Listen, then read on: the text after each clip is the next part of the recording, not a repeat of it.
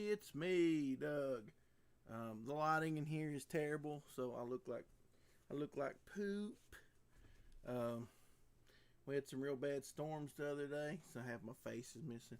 We had some real bad storms the other day, and it knocked out half the lights in the house. Sometimes after a big storm where it rains and thunders and everything a lot, half the light bulbs in the house just don't work. Like this one right here, that's right over me right here. It actually looks like the wall's been leaking up here and stuff. You know, it's awesome. It's awesome. Oh, nobody can hear me. There we go. Let me blow it up. Sorry. I've been recording lots of music, so, you know, it's not, I didn't have it turned up very loud. Shut up, computer. There we go. That should fix it. I've not been streaming much. I've not been feeling too great. I've been working a lot of hours. Still, I took a couple days off. Went to the lake with my parents and just kind of been chilling. Been real under the weather after that. And like I was saying, this looks like garbage in here. That big storm the other day knocked half the lights out in the house. And, you know, this place just falling in. So, that's just how it's going to be. So, I got people message me. I got stuff up for sale. I'm trying to clean out this house. Plans to build a new and all that good stuff, you know.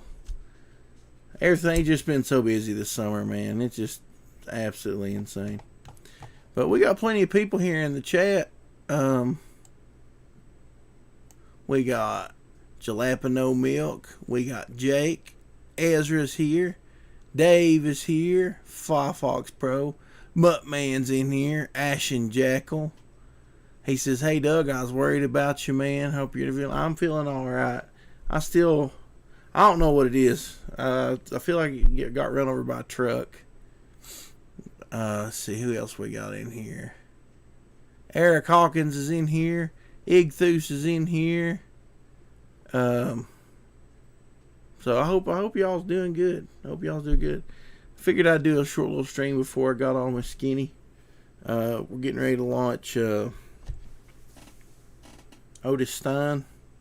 All of Vestry has been fulfilled from the Indiegogo.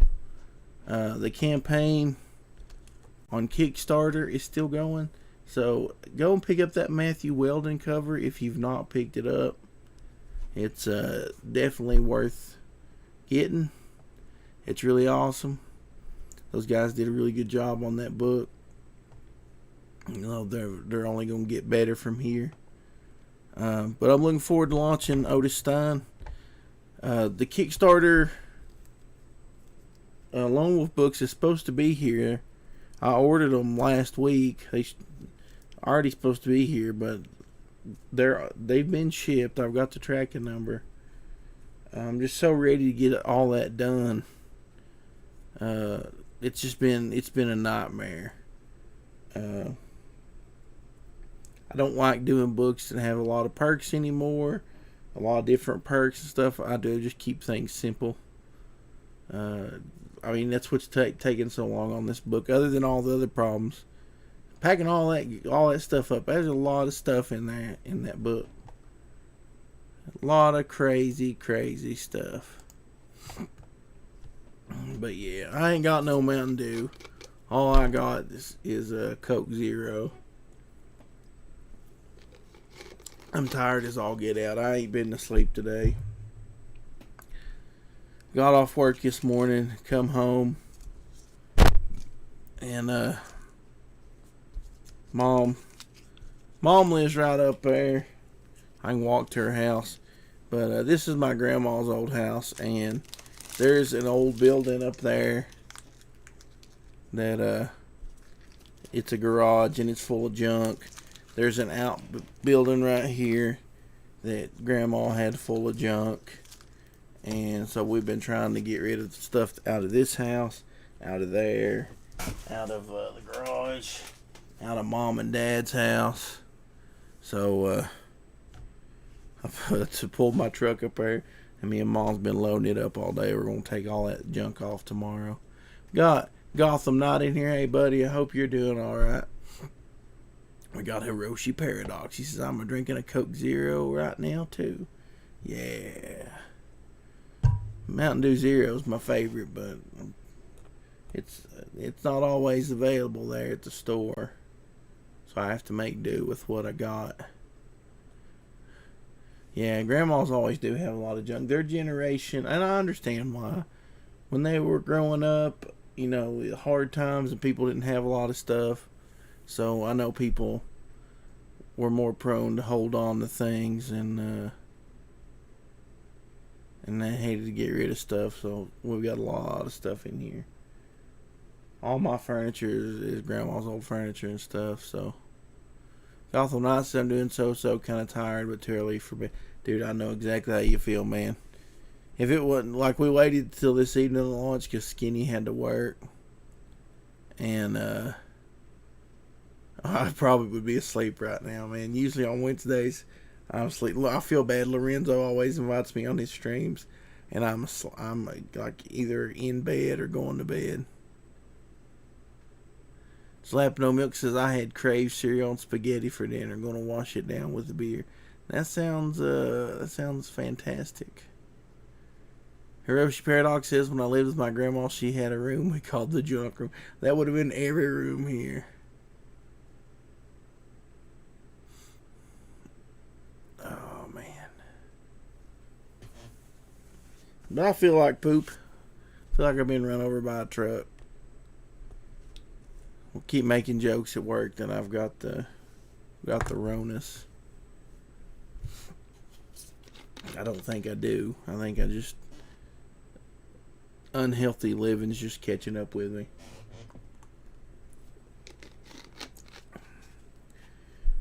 And so sinus problems. This time of the year always wrecks my sinuses. Yeah, but when Skinny gets ready to start his stream, I'm going to try to run both streams, so. Slapping on Milk also says, I tried playing the Avengers game, but they tricked me, wasn't installed all the way. I got to play my puzzle game a little bit today. I took Axel outside and we sat on the porch, and about 20 minutes before I got up. You seen that, didn't you, Hiroshi Paradox? But about an hour before I started the stream here, went out, and me and Axel sat on the porch and I played my puzzle game. So Slap on Milk says, you gonna get that husky pup you was talking about? I've been thinking about it, dude. Been thinking about it a lot. I really want to. I'm afraid if I go get her right now and neither one of those fixed, we're gonna have puppies. And I don't know if I have the heart to give away puppies. So I need to hurry up and get my house built so I can start this husky farm. Because apparently I'm going to be a crazy old man with a dog farm and dogs everywhere. Somebody opened up a dog training school here in the little town I live in. So trying to move to where my face don't look all messed up. I wear my hat like that at work. Oh, excuse me. But yeah. Slap it over Milk says, become master of your own wolf pack. See, one thing is Dad's got 2 huskies outside. And them and Axel don't get along. And I'm almost afraid if I bring another dog, then we're going to have an epic war outside, and I don't want any of them getting hurt or hurting each other. I can keep Axel and Dexter apart, but I don't know if I could keep a whole pack of dogs from fighting. Muttman says, Doug, if you could have a successful career in comics or a successful career in music, which would you choose? It really depends. Because I really like doing both. but I'd like to be to the point where I just did what I wanted.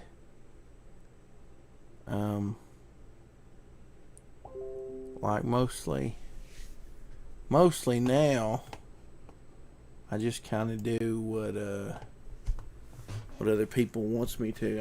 I mean, I do the lone wolf, which is kind of what I want, but you know, I got to handle fulfillment and all that mess, and I don't really want to do that anymore. And then with music, I'm mostly recording music for other people.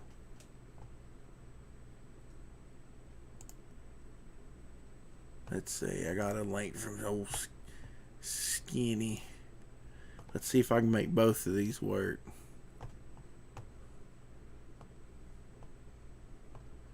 Your browser can't access your devices. Camera audio. Let's see.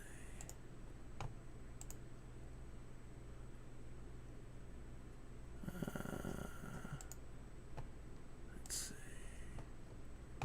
See if that works. I'm gonna see if I can get in here. Hey, can you hear me, Skinny? Yeah, can you hear me? Yeah, I'm actually streaming right now. I didn't know if you knew that. No, I did not. I'm in this room with you and streaming at the same time, and it's kind of working. Oh, that's cool. I saw where you had stood up. I thought you were just gonna mirror it. Yeah, well, Is that what you're doing? Is your theme song still, or your intro song still playing? no, actually, I'm actually just sitting here talking right now to everybody. They can probably kind of hear you since you're coming through the speakers. Whoa. But I don't know if they can't hear you real good because I don't have the desktop thing on. But I figured I'll just play our stream through this one, and so there'll be 2 streams of us talking about Otis Stein up.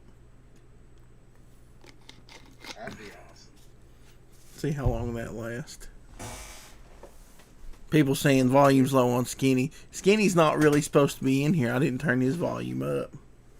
It's a secret. I didn't know if he wanted to be heard or not. Why would I not want to be heard? I just turned you up now. Everybody can hear you. I hope my voice is... I'm using this new headset, and I hope it's working out alright.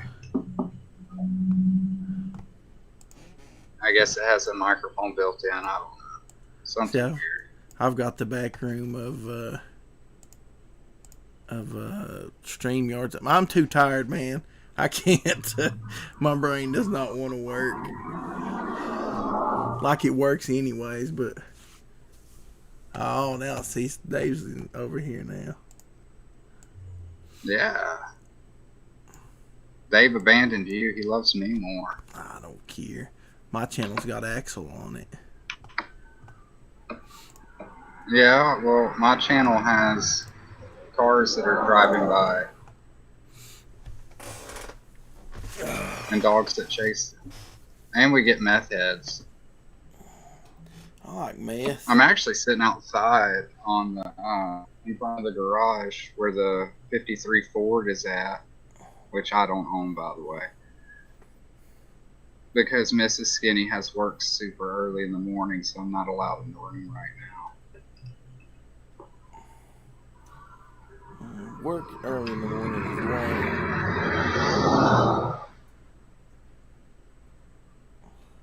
I wish they made like quieter cars. I wish they were all louder. I wish he was in the middle of the drag.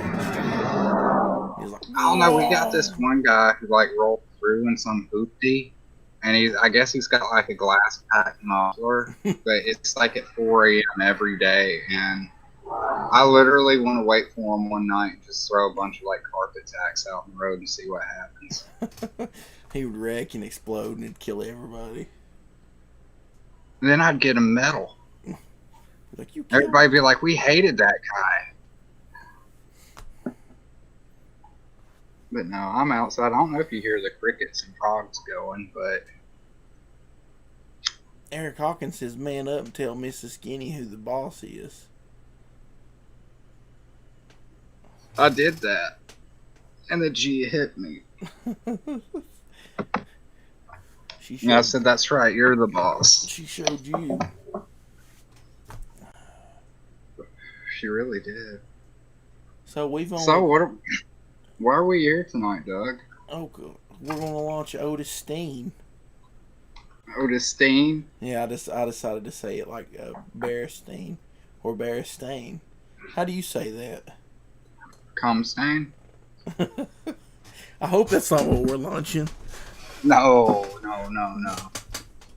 But the Stein thing could be funny because, like, if you remember, like, Young Frankenstein with Gene Wilder, yeah, he's like, it's Frankenstein. Frankenstein. It's like, you must be Igor. I love that movie. No, man. He's like, you must be Igor. He's like, no, it's Igor. It's like, well, they told me it was Igor. It's like, well, they were wrong, weren't they? I miss Marty Feldman. Man, Gene Wilder's dead too. Yeah. But Marty went way before Gene. Yeah. Gene at least got to retire. Where Marty just, like, went out in his prime. Apparently, Mighty Geek's in here to ask about Keanu. And nobody cares about him right now. The Bunderdome wants to know if Otis is Jewish. Since he's a Stein. Yeah, well, I had never really thought about that. I probably should. Maybe he's just got some German heritage. He's not a Jewish, he's just... He's a farmer. He doesn't have time to be, into Jewish things. Like, they do a lot of stuff, man. I mean, like, not degrading them or nothing like that, but it's it kind of sounds like the Freemasons, they got to do all this special stuff. It's not just, oh, let's go to church on Sunday. I don't put my mask on so nobody won't get COVID from me. I'm not wearing mine at all. But yeah, we're watching Otis Stein, man. I'm really excited for this. I've been waiting and waiting and waiting and waiting. And I'm gonna time Mighty Geek out if he keeps talking about Keanu Reeves and his comic book. We're not here for that. Keanu Reeves can eat a fart box right now. He needs to step into a phone booth and give me my time to shine. I like Keanu Reeves, but... I do too. I have a lot of respect for that guy. But I got my mask on too. I gotta say, it is kind of crappy that I like the idea that he's writing a comic book, but I don't like the idea that it's being published by Boom Studios and they're trying to crowdfund it now. Yeah. Like, you're a publisher. Publish. That's literally your job. Why are you crowdfunding? I mean, they're getting greedy, man. And it kind of bothers me a little bit. It's like a grown man wading into the kiddie pool, or that creepy uncle who sits at the kids' table on Thanksgiving. So, I like to sit at the kids' table at Thanksgiving. Does that make me creepy? Well, you're just the uncle. You're not the creepy uncle. I'm the weird, like, little kid acting uncle. We got 3 minutes, Skinny, till I hit that launch button. Oh, 3 minutes, I got it pulled up. Sweet. It says it's ready to go live. So everything should I stream snipe you and we can have, like, streamception? Maybe. Because we could, like, stream snipe each other. Bunderdome says could be worse if they did it on IGG. A certain moment would have claimed Keanu as their own. Oh God, no! He is so much better than that. That sounded like a boat instead of a car. That's what I'm talking about. That jackass is on a four-wheeler. Why are people out so late, man? It's Wednesday night. I don't know, dude. It's like that when I go to work. I go to work a lot of times Sometimes I'll go in an hour early, like at 11 or 12. But I meet all kind of people on the road. I'm like, what are you people doing? Go home and go to bed. Well, the thing that irritates me is like it's normally like super quiet here. So guess what, Skinny? What? It's 8:59. Oh, As I wish I soon had like a timer. as soon as it hits 9 on my computer, I'm hitting the launch button. Now watch something. Like remember we were talking earlier. I went through and put all that info in just so it wouldn't mess up. Watch it mess up though. Yeah, it's almost time, folks. And we're getting really close. I'm just watching the clock. Me too. I'm sitting here staring at it. This is 8:59. 8:59. Come on. This has been the longest minute ever. What if it changes, but it changes to 8:58? There it is, 9. Launching. Oh, it's live. It's live. Yeah, so actually, now that it's live, let's go to otisstein.com. Well, no, that won't work yet. I haven't changed that yet. I retract that statement. That will be up shortly. I can actually go change that right now. It's up, guys. Otis Stein, number 1. 60 days, 0% of a $500 flexible goal. So here me and Skinny will go over some of these. Well, let's just go over the whole campaign first, and then we'll talk about the perks. So, okay. I got it pulled up, Skinny. Do you want me to read what you got, or do you want to do it? You can read it. It'll be weird if I read it, because like some of it talks about me in the third person. Yeah, that's always weird. So, we've got Sometimes Dead is Better. When Otis resorts to making moonshine, he makes a grave mistake that cost him his life. Seeing Otis's lifeless body, the now widowed Mary tries to bring him back using ancient magic. But not everything is as it seems, and dark forces gather in the shadows. Love, sadness, death, and the macabre await you within the pages of Otis Stein. So, you get a full color cover, front and back, with black and white story interiors by Carlos F. Rodriguez. And it's a 36-page book. The book is 100% complete and ready for print. Jalapeno Milks won't know where the link is. I didn't drop the link in there. I'll drop it in there. All right now. I'm trying to get it, but when I went to the page, it took me to the editing thing as the default. There it is, guys. Going back it.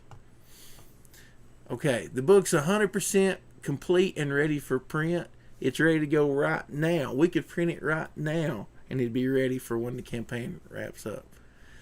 Written and created by indie writer Matthew Veely, with art by Carlos Rodriguez again. This book isn't anything like you've seen on the indie comics market. And what he means by that is this is not generic superhero Marvel wannabe stuff. There's so many people doing stuff. It's like, hey, look, I want to be at Marvel. This Carlos has his own style, and I think that you took advantage of that, man, and really pushed your book to be something special. I tried to, man. Like, honest to God, this might sound good, this might sound bad. I just made a book that I wanted to read. Yeah. Like, that's all I did was I was like, what would I like in my story? I didn't worry about, oh, are people going to like this? Are people going to like that? Who's my demographic? I was just like, I like this. I'm going to keep going with it. And I hope it doesn't disappoint people. Oh, I don't think it will. I've seen a bunch of the artwork, man. It's going to be absolutely killer. Says this book is loosely based on a flash fiction feature Matthew wrote within the pages of Ashcan Comics Publishing Old School Monsters. He has always had a deep love and appreciation for all horror. Otis Stein is his love letter to the genre, from subtle references in every page to horror classics of the past, to new ideas he brings alongside them. This book is sure to be one hell of a ride for those looking for a unique and blood-curdling experience. Yeah. We got backers in here. Tim says he's backers number 4, and Jalapeno Milk says he's backer number 6. Yeah, good job, guys. So, with the talent... Yeah. Go ahead, Skinny. Well, I got my Bromo, 7 and 9. He's number 2. And Fly Fox got number 1. Oh, that's awesome. Bastard. That's awesome. Congrats, guys. Congrats on that. With the talent of Carlos Rodriguez on pencils, inks, and colors, this is sure to be an eye-catching book. Carlos is a talented graphic artist with dreams of working in comics.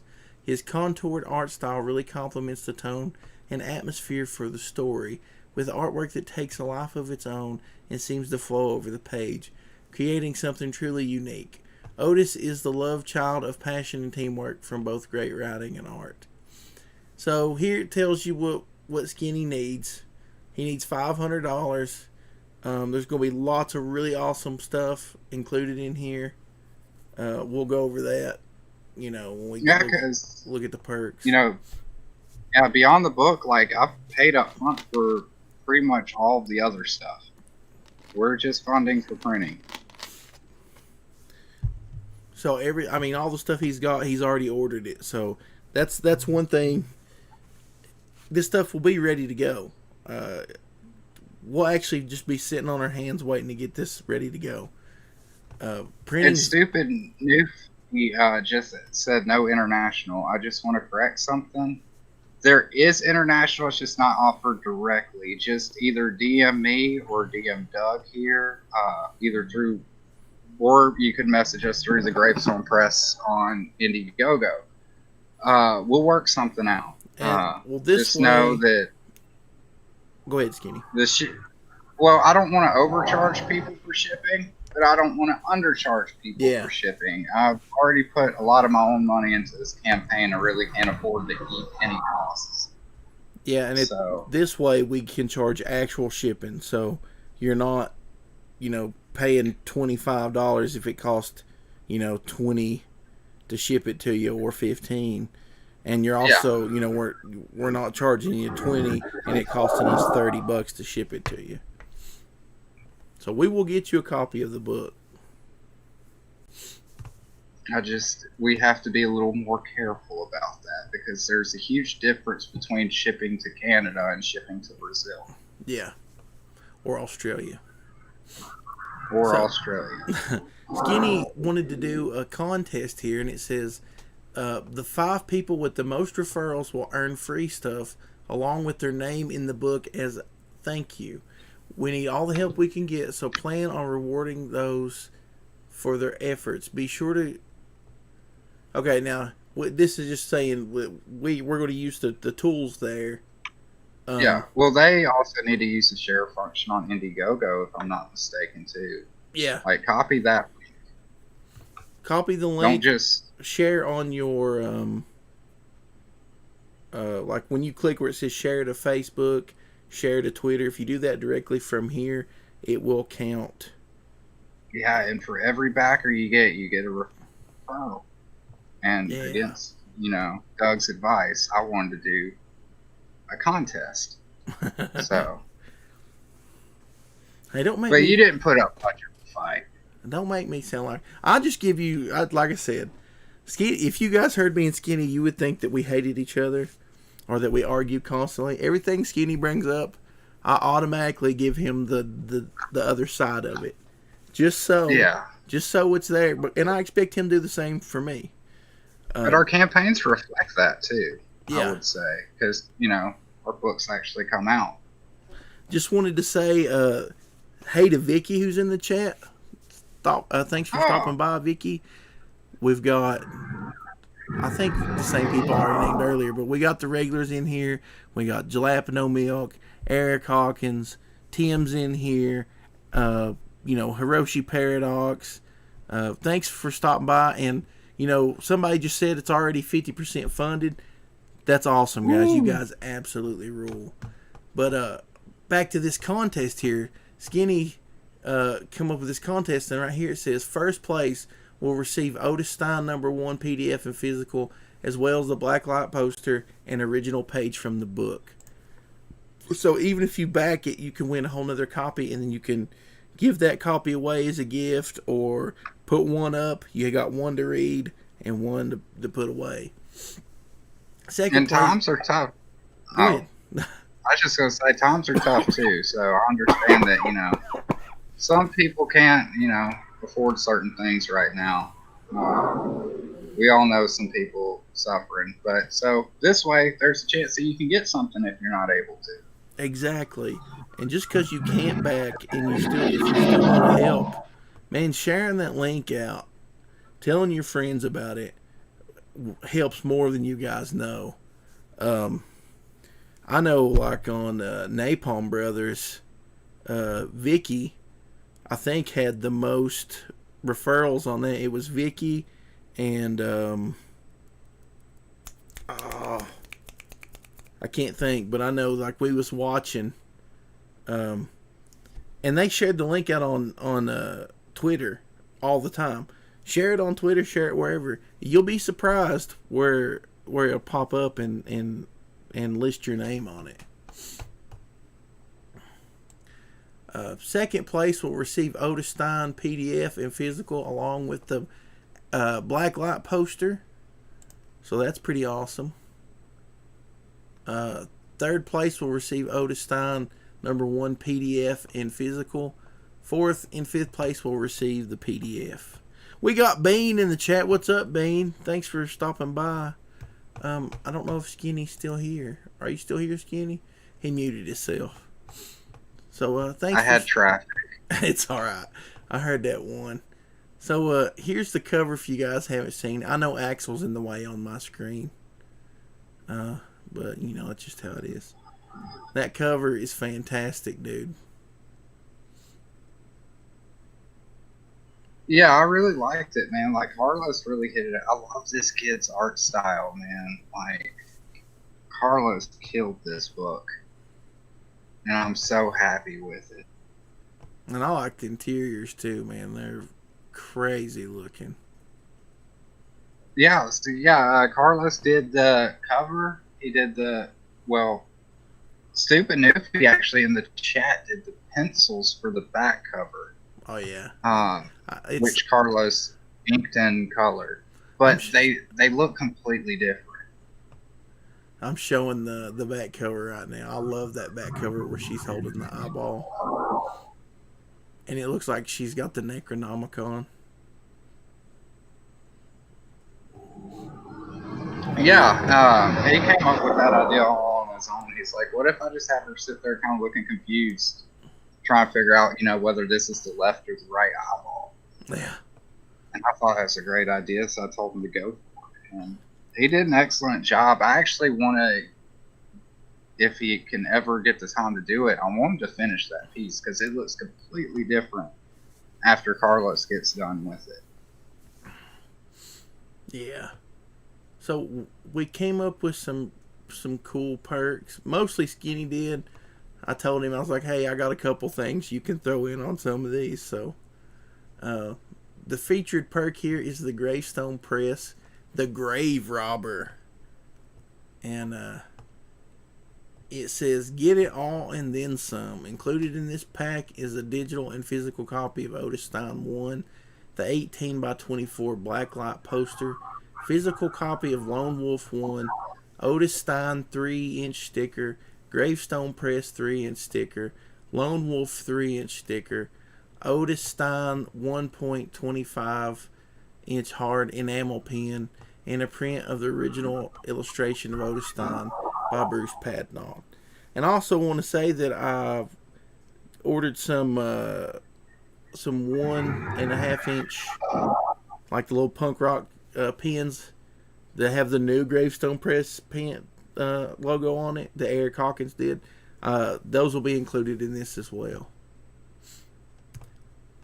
So that perk.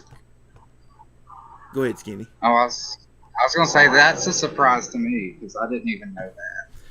Yeah, I ordered those and I was like, I'm just gonna throw these in here. If you back this perk, you might. I mean, that's the perfect place for those pins to go. Is in this perk. So this perk, man, is $24, and you get all this stuff right here. It's absolutely insane. I think that's a really good deal myself. It is. I would think so. That's a lot of cool swag you get too, man. Like, I don't know. I'm really excited about the pins, honestly. So then you've got the digital PDF for $4, which, I mean, 36-page book, $4 digital is not bad at all. That's a really good price on that.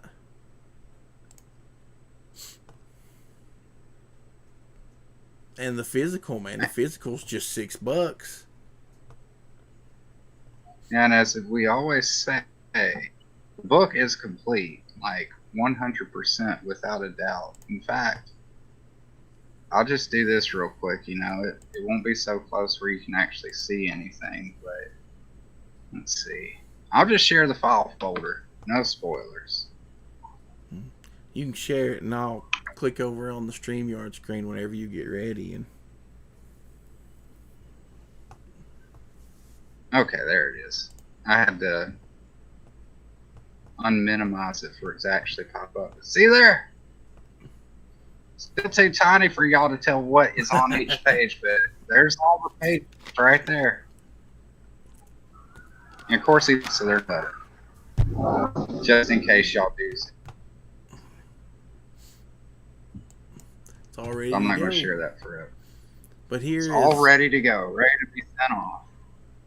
Here is the Otis Stein and Blacklight poster for $16. And that Blacklight poster is going to be absolutely sick. And then yeah, I just talked to the printer today about it too. They were asking me where I wanted to apply the Blacklight reactive ink and everything, and oh man, I got really excited. I got a little flustered too because like I've never commissioned Blacklight posters to be printed before. So I'm on my toes. Yeah. It's always the kind of nerve-wracking getting this stuff started. Tim said he's already done reading that. Read the little file, so. Oh, okay. Well, I'll issue you a refund, Tim. Then the next perk is the Slay Stack pack, where you get 2 physical books and 2 posters and 2 of the other stuff, the pins and the prints and all that good stuff. So that's a good price on that as well.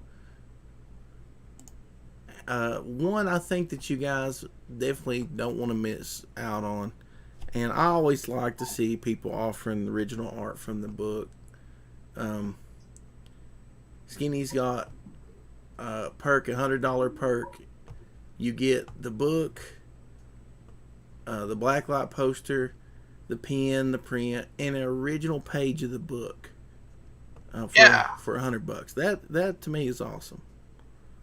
And I'm following the system that Doug Maple used too. It's going to be first come, first serve. If you're the first one to back that tier, then you get first pick of all the 24 pages. I'll send you a folder with those 24. You pick it, and then it moves on to the next guy who has his choice of 23, so on and so forth. But if I don't hear back from you for like 5 days or a week, I'm just going to skip you. So if you do back that one, once it starts getting into fulfillment, keep an eye on your emails, please. I don't want to skip anybody. But I can't wait forever. We got to ship this stuff out. I don't know if you've looked, Skinny, but you're 75% funded. Holy shit. In 20 freaking minutes.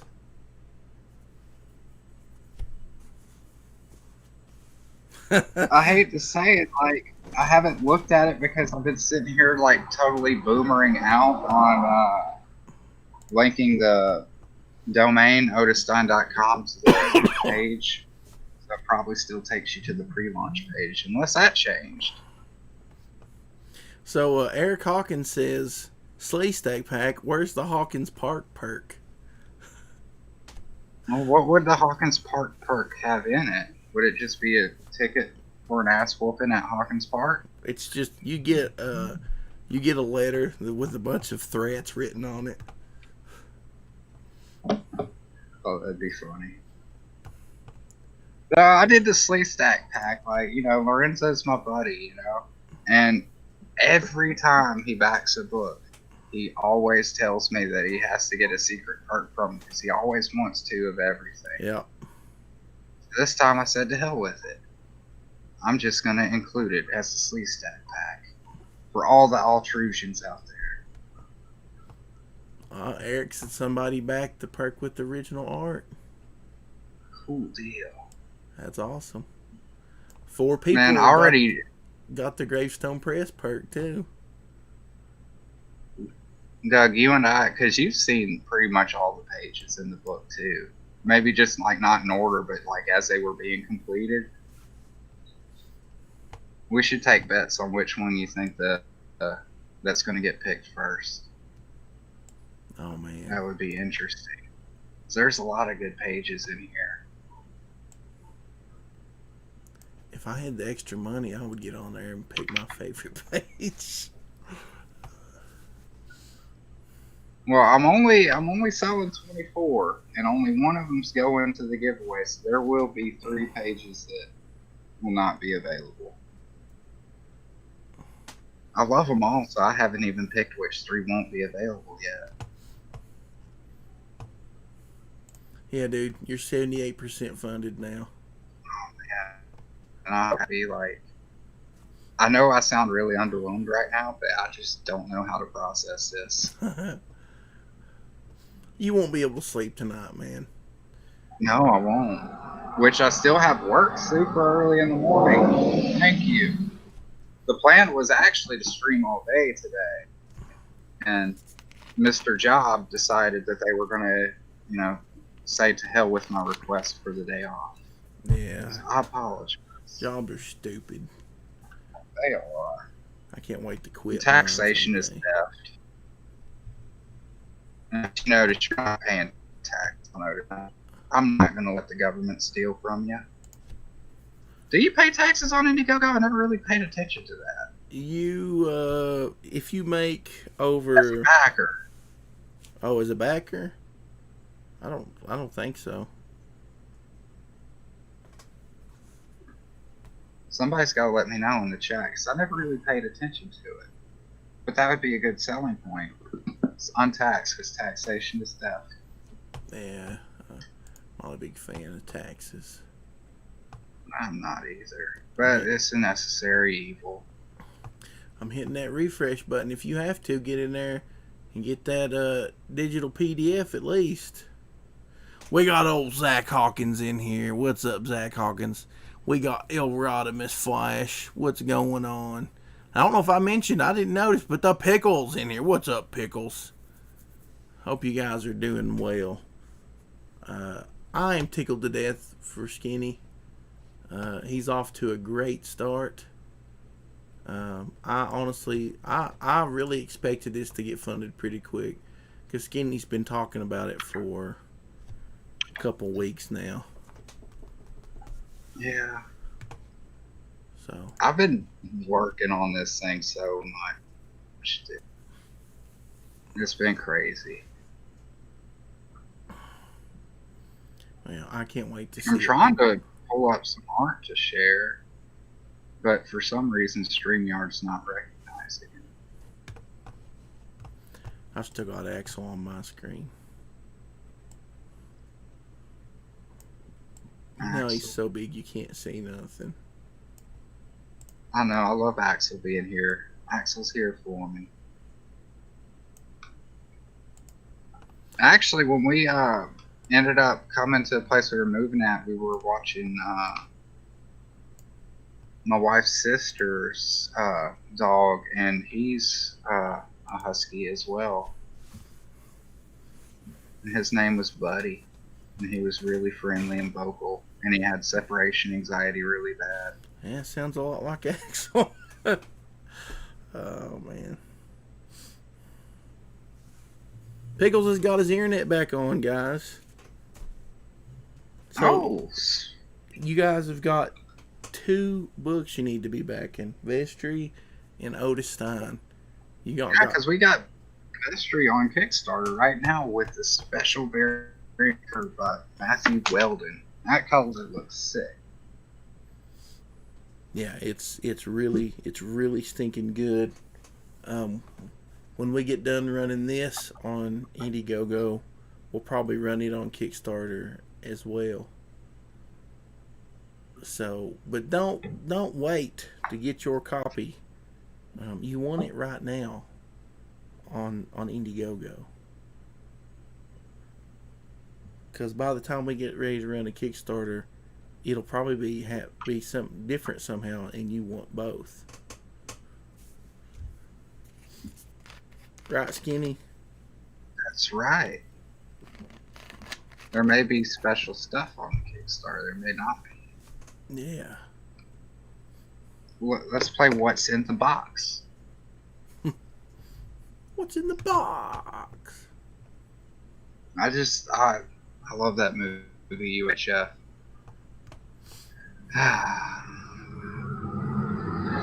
Was he doing like a play on the What's in the Box thing? Weird Al, did UHF come before or after 7? Before. Okay. Like, what if 7's just making this subtle nod to Weird Al's movie? Oh, that would be so weird. At the very... Wouldn't it be so weird, though? It would be.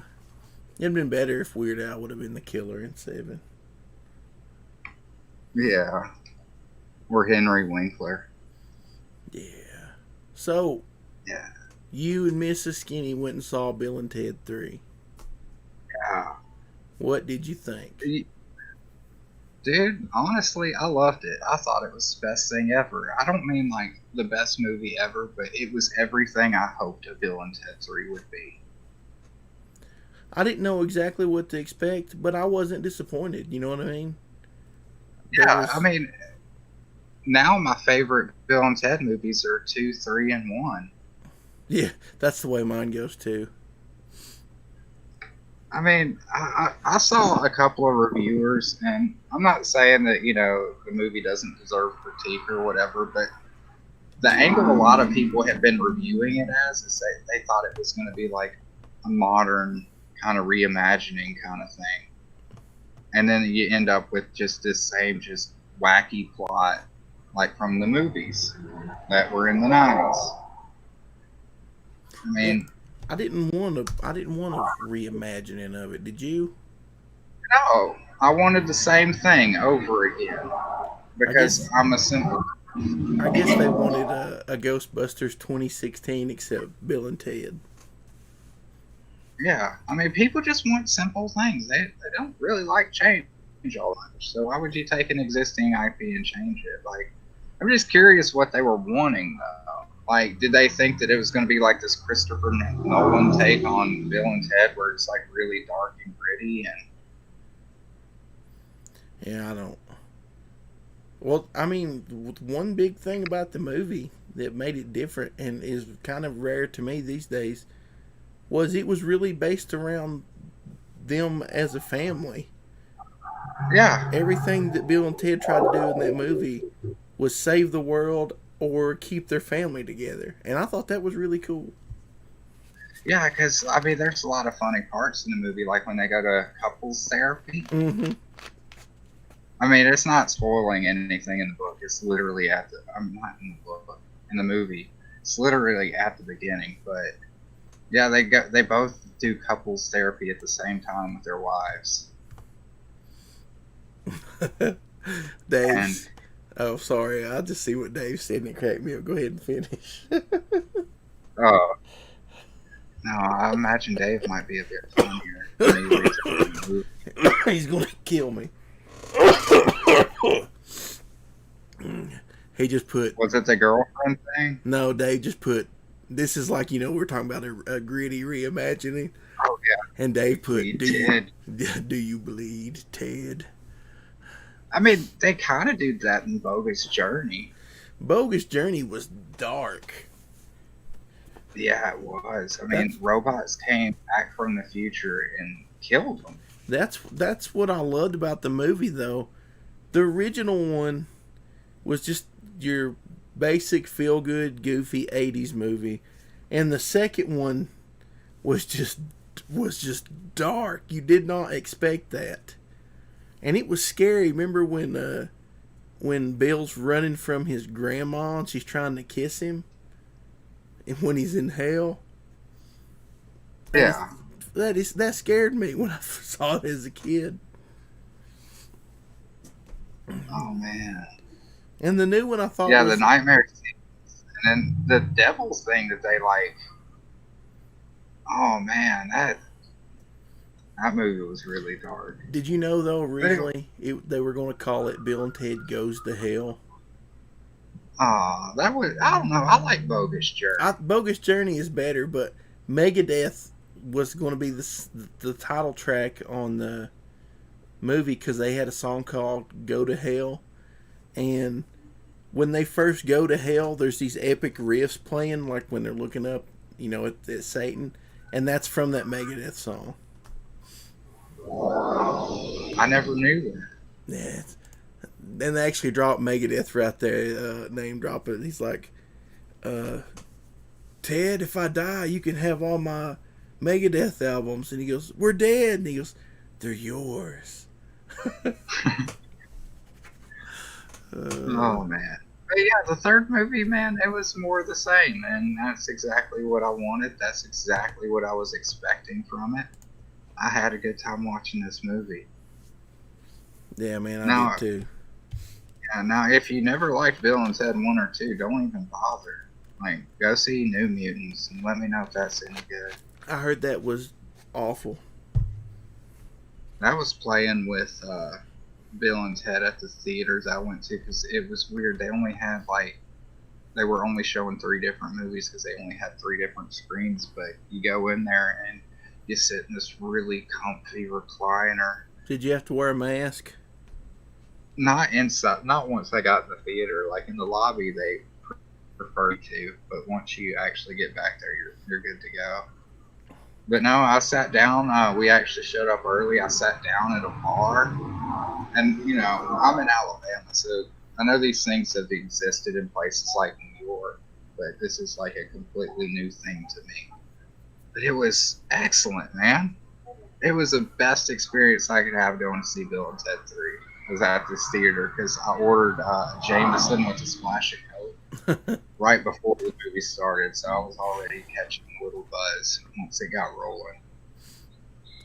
Jalapeno Milk says New Mutants was so bad it got Gary Shipman to cuss about it.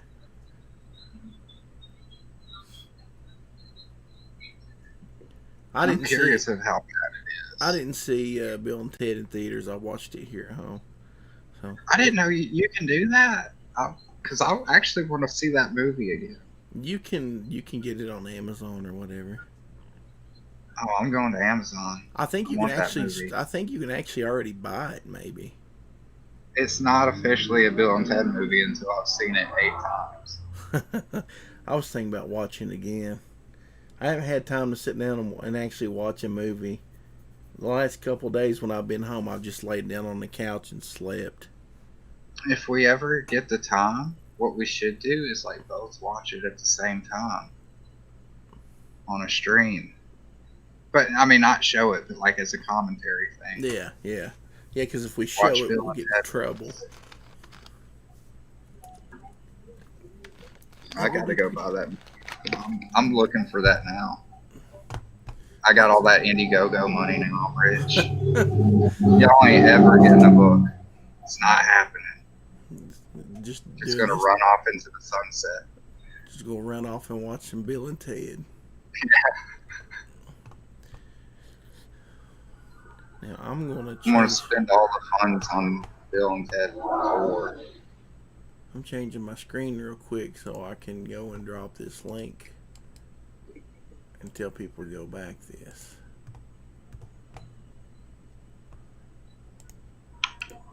Oh man, that makes me so damn happy. I'm almost there already.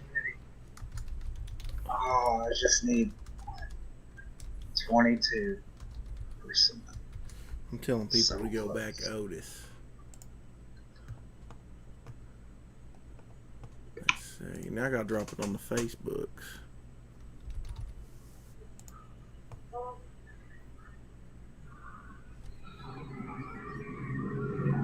Let's see. Zach Hawkins says, I've never heard Shipman swear. That movie must be awful. Pickles says, me and Chavy were meant to do a commentary of Hulk 2003. Hawkins says, Eric Hawkins says, I almost downloaded it the other night. I might have to do that. Erodimus Flash says, of course, New Mutants is bad like all the X movies.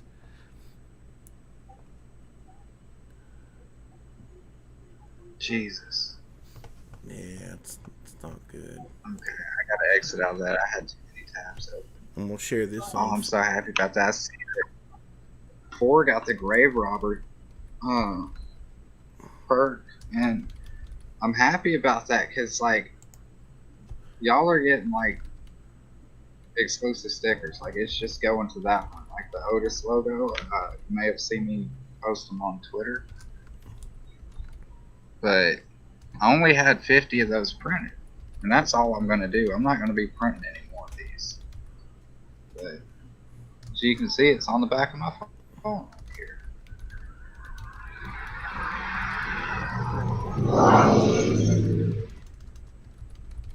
Oh, was you Well, showing at least people? if you're watching on my channel, maybe not Doug's channel. Yeah, sorry. All they're seeing on my channel is my face because I'm dropping links on Facebook and stuff. So, sorry everybody, you didn't get to see that if you're watching my channel. Pickle says 87%. Someone hit a refresh there. 87% from 15 backers. Really close to being funded on day one. In 36 minutes, 80%, 87% funded. Let me pull that back up. Me and Axel can sit here. Oh, look at it. Oh, look at it. Do you remember back in the day when SpongeBob was still good? Yeah, I remember when it first released, and honestly, I didn't like it at first. It grew on me eventually.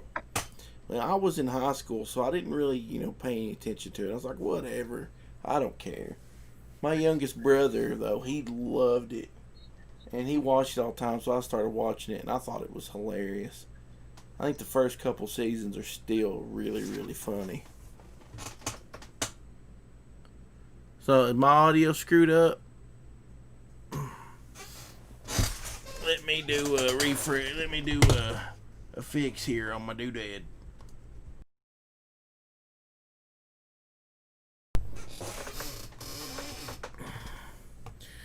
I got too many tabs open, Yeah, I do too. and I haven't restarted my computer. When you use audio interfaces like this, and I've actually had mine open a lot today because I was working on some music. You're supposed to restart it every so often, and I haven't restarted it, so eventually it'll catch up to you. It will. Now that like everything's done for the most part, the campaign is live, I could actually rest a little bit. For It was really a hard push to get this done. For just a day or two, man, you're gonna have to get out there on random YouTube shows and. Yeah, but that's not me doing boring, monotonous work like getting quotes everywhere, doing correspondence emails, all the boring stuff. To me, that stuff don't bother me. I can't stand being on the YouTube shows. I like the YouTubes. I have a lot of fun. Like I go on with Lorenzo, with the Sleestakians. I'm on there frequently. Also pop in with Chris T's channel, Hero Shack. You know, he does his little God chat, and I usually pop in and out of there on occasion. I enjoy it, man. I like hanging out, talking to people. Well, I like hanging out. I'm talking about going on random channels where you don't really know the people, and it's kind of weird. Yeah, I just You kind need of. to go on with John Malin. Oh no, I decline. That pretty much nearly broke me from ever wanting to go back on anybody else's YouTube, ever. Well, like you and I streamed with a lot of people when we were originally doing the Needle Mover Society. Yeah, man. And I still, one of my favorites ever was when we streamed with Cody Fernandez, and we streamed for like what 6 hours or something.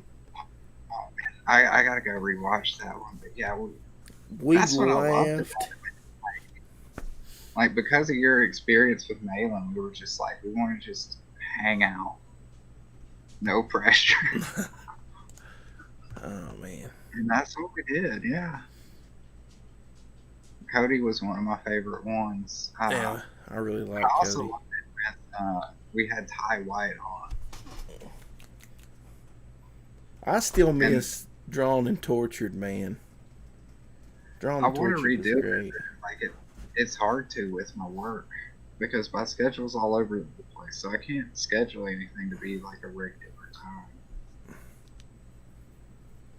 Firefox Pro says, "Wow, what happened with Malin? It's a long story. Nobody likes to talk to him because he's a huge jerk behind the scenes, but nobody will call him out. So just don't ever go on his show. He's a huge jerk. And usually I don't talk about stuff like that, but I think it's hilarious now. So, no drama, just me being silly. Dude, you're at 95%. Oh shit! I gotta refresh it now. I'm trying to do a million things at once. Jalapeno Milk says we got to do Drawn and Tortured. Dude, we do. Even what if, I should do, we'll do it, and we'll do Otis Stein, and I'll try to draw my own character. Dude, we've got and to. you guys can see how awful I am. I don't know what I did with my little tablet I used to do digital drawings with. I guess I'll just have to do a real drawing. Shinobi actually kind of let me in on something, like on a stream. Well, he wasn't talking to me directly, but he was like, yeah, the way he does it is he'll be on StreamYards, but he'll be screen sharing a Hangouts where he has his other camera connected to that's actually, showing something else. But anyways, I can Afro engineer a way to Well, we're freaking doing it. do it. Jalapeno Milk's excited. So Eric Hawkins is talking about how Malin's a huge turd. It's not a secret now. Back 2 years ago, everybody tried to be nice and be friends, but they were huge jerks in the background. So Yeah, because like for instance, like if I could say talk about it, but like in the off airs, like before the thing went live, like he like basically interrogated you about like all the costs because you actually had a cheap book. yeah, that made him mad though because it was cheap. Yeah, because I feel how much did you charge for one book? It was $5 plus shipping. Okay. And that was when everybody else was doing $25 books, and he was like, "Dude, you need to charge more for this. You." He actually ripped me apart during the stream saying that.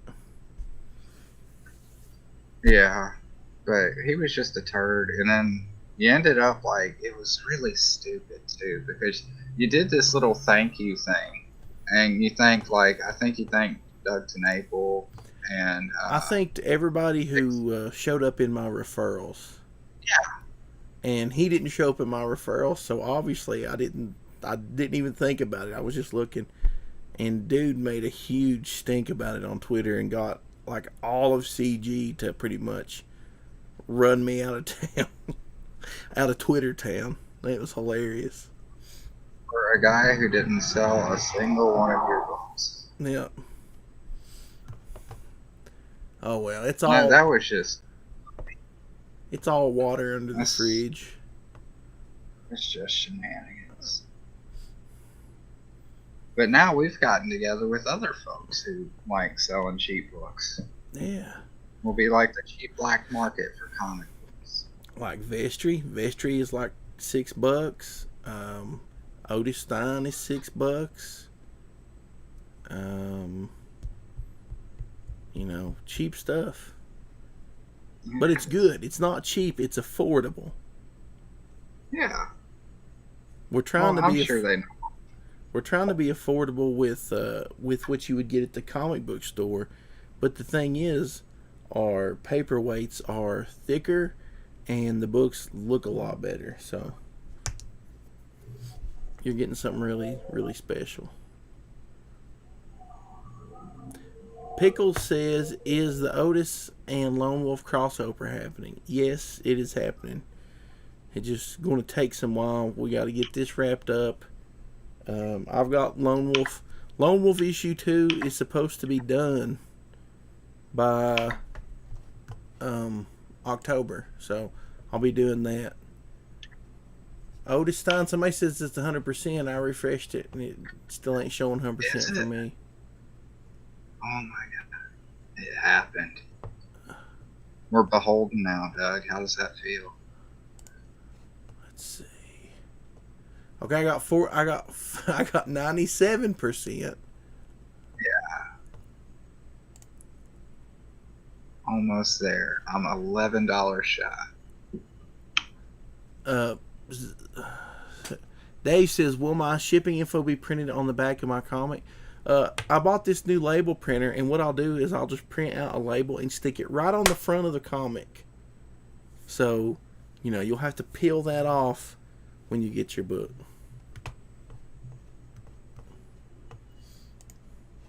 And we're at 97%. And Doug's got the corona. Yeah, excuse my coronas. Pickles, you can't add. You're from the UK. You only know what crumpets and tea time are. It's not tea time. It's not even close. He said got too excited. It's all right, man. 3% away from being fully funded in the first hour. Oh man, I would be so happy if in the first hour it funds. I'm gonna pull up some of my. I mean, my day has already been made. If one could overdose on happiness, that would definitely be me. Okay. I'm checking my. It's just hard to keep up with both chats, like the one in your channel and then the one in my channel. I think I'm just gonna hang out in your channel. I think that's where everybody is. I bet some people's got them both open and they're going back and forth. Well, if they are, I'm just going over to Doug's. Let's see. I forgot to get on the Gravestone Press one and post it. So I ran an ad for Vestry on like I put the video up and I paid like $5 for an ad and I got 800 it ran in the middle like of a weekend, so it's on 2 different weeks. The last few days it ran, I got 458 views, and altogether I got like 828 views for their campaign. So I'm thinking that I might make an ad for Otis and put it up there. Ooh.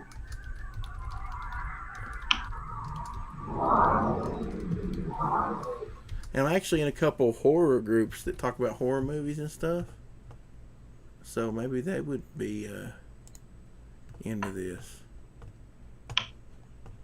I would hope so. I need to get back on. I have this horrible habit of just completely ignoring Facebook for whatever reason. I just can't handle more than one social media account at a time. I use a little because that's where my family posts everything. Pretty much, I keep up with my family on Facebook, and then Twitter is where I go to argue about politics and stuff.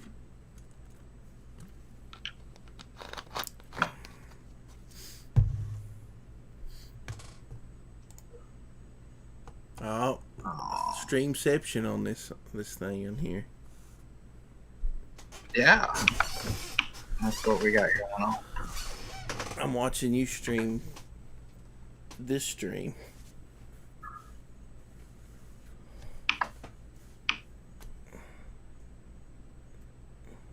It's not letting, like, for whatever reason, StreamYard isn't picking up on me sharing any pages. There's some that I sent you if you want to screen share those. Where'd you send them at? I don't know. Somewhere. Because I'll pull them up. Do you Facebook message? No. And now I gotta bring up Facebook.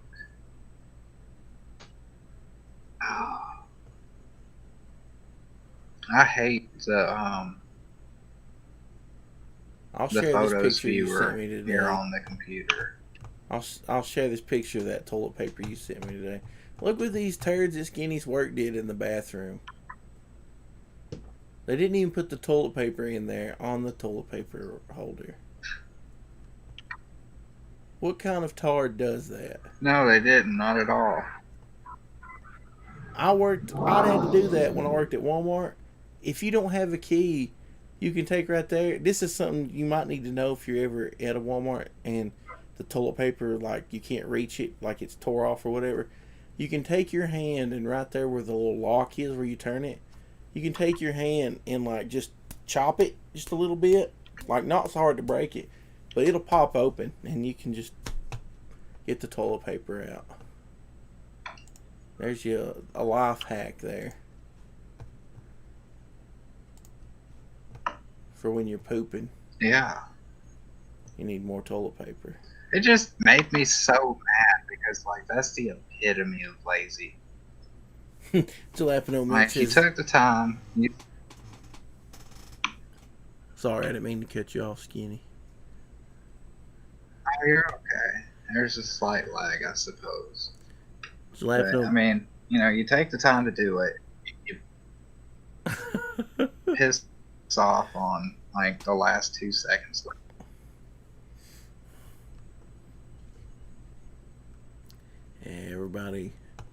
Everybody's no count.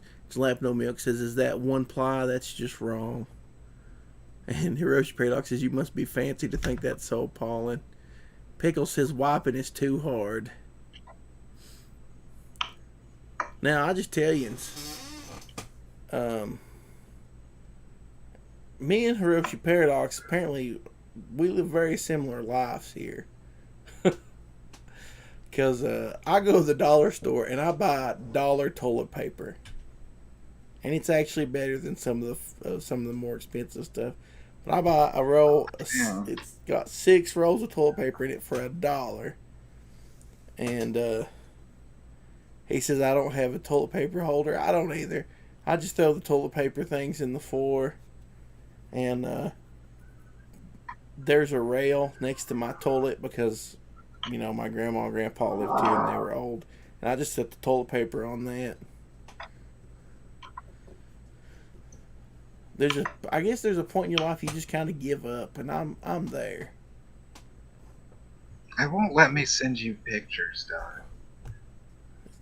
I don't know if you got them, but they're not showing up on my thing. They're not showing up on mine either. I said no nudes. Oh, well, ignore that third one that I sent. You'll get it eventually.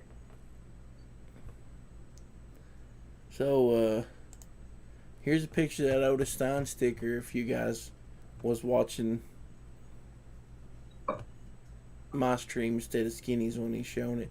Look how awesome that is. Is that the one that the Hawk made for you?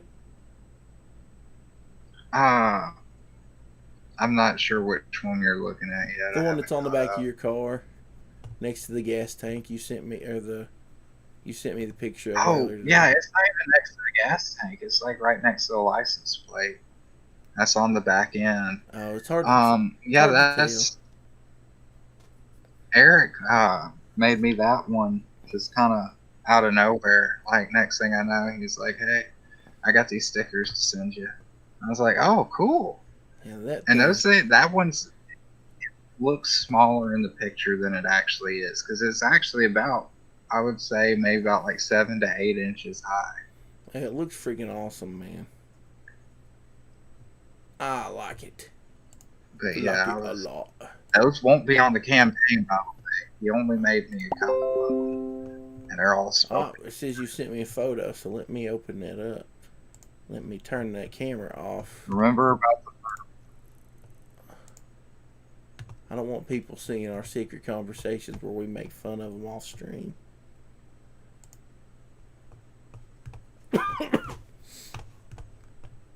Let me move Axel out of the way. Good boy, Axel. Good boy. But yeah, look at this page here. This is awesome. I know it's not super huge there on your screen there, people. Let me... Oh, I broke it. I clicked on the wrong thing. Let me make it huge. And then click it open. But look at this. Axel's in the way again. Axel, move, poopy. Yeah, I like that page. You need to give Axel a treat. He's being a good boy. I wonder where he really is. He's probably in there laying in the bed. And you sent me another photo.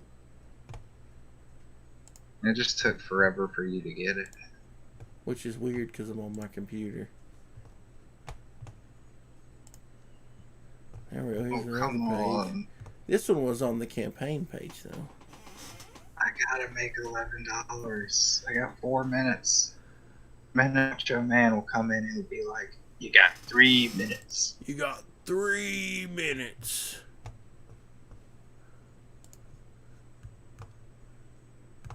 Pickles says he wants to poop read it. Oh, well, that's okay. I condone that. I do that too. You know, comic books are the perfect literature for reading while you're on the John, I have to say. I thought that's what YouTube videos were invented for. For watching while you poop. It's like TV except for pooping. Oh, you... we know what you mean, Pickles. You're gonna poop read it. There's no shame in that. Embrace it. Because you ever, like, there's this one time where I think I was reading The Stand by Stephen King, and I was in, like, the last chapters, and, like, everything was just, like, really amping up, and I ended up on the pooper for, like, 5 hours straight because I didn't want to stop reading. And so I finished the book, and this happens to me pretty often because I love sitting down to poop. It's one of my all-time favorite things to do. But I stood up and dead leg kicked in on both legs. I just ended up just sprawled out on the floor for like 15 minutes. Like somebody threw me out of a wheelchair. Man, I hate sitting on the toilet for a long time and your legs falling asleep. And I just want to give a shout out to everybody who's sharing on Twitter, which is, I know, is almost all of you's in here. I see you sharing the links for the streams and for the book. You guys are awesome, and like, you've been real supportive of my books, and you've been real supportive of Vestry and Skinny and stuff. And I know Skinny really appreciates it. You guys are the best.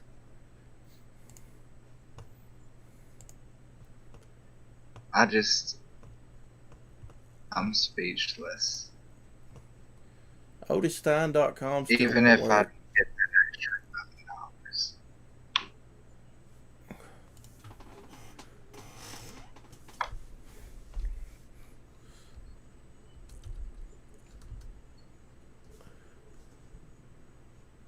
Alright guys, OtisStein.com works. So if you need to share the link out, Oh, you can just, I'm going to drop so it it takes you in here. to the campaign page? Oh, yep, totally works. Righteous.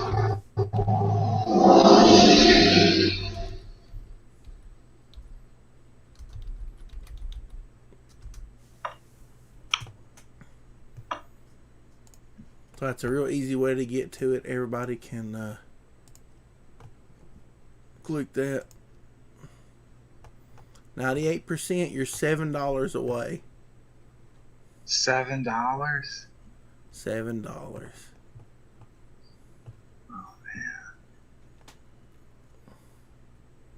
With 18 backers, dude. You're almost funded with just 18 backers. And you know, there's some people that are going to wait till payday. Some people are going to wait till you get down to the last minute. So, you know, it's just going to be good, man. Funding on the first day is always a good sign as well. It's 10 o'clock. Come on, guys. Get this funded in the first hour. You've got a minute left. Now, how do they have a minute left if it's 10 o'clock? Because Or did you hit it at 9:01? once it hits 10:01, it's officially over. We're still in that hour window. If you'd let me make a donation, I'm signed in on the stupid Gravestone Press account.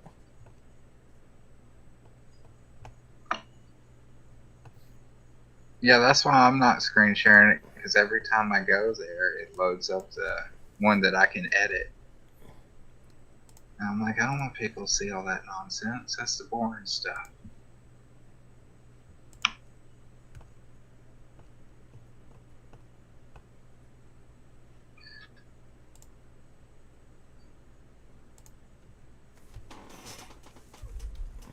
Oh, come on, we're so close. I think you've got it. Are you looking forward to the new Ghostbusters? Me? Yeah. What are your thoughts on that? I just whistled. No, hold on.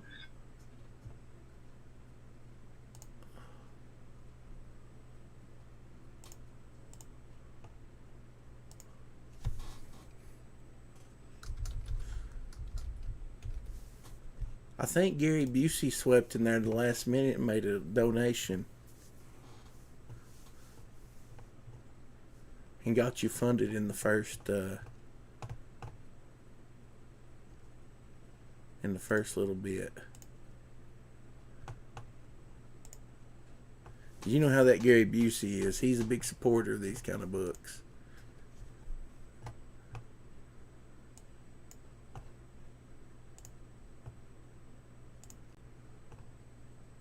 Well, Skinny left the show. Where'd you go, Skinny? He's so excited from getting 100% funded that he bailed on us.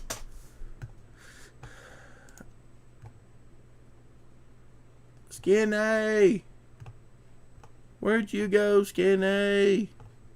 Skinny!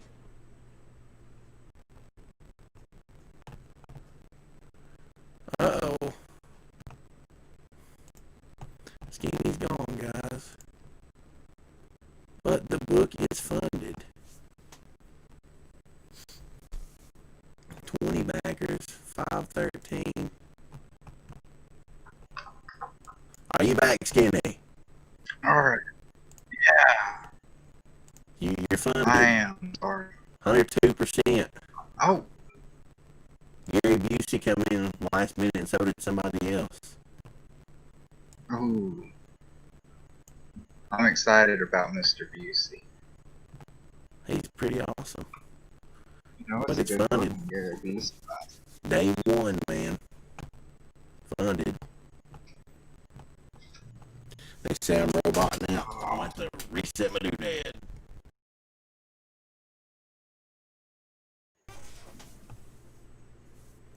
Fully funded and Autobots roll out. Yeah, I kind of want to just like scream right now. Just run out like, in the street and just start at the top of screaming. my lungs. Just But I don't out. want to upset the neighbors. Just run out and tell your neighbors to eat a big fat turd. Say, my book just funded, you poop liquor.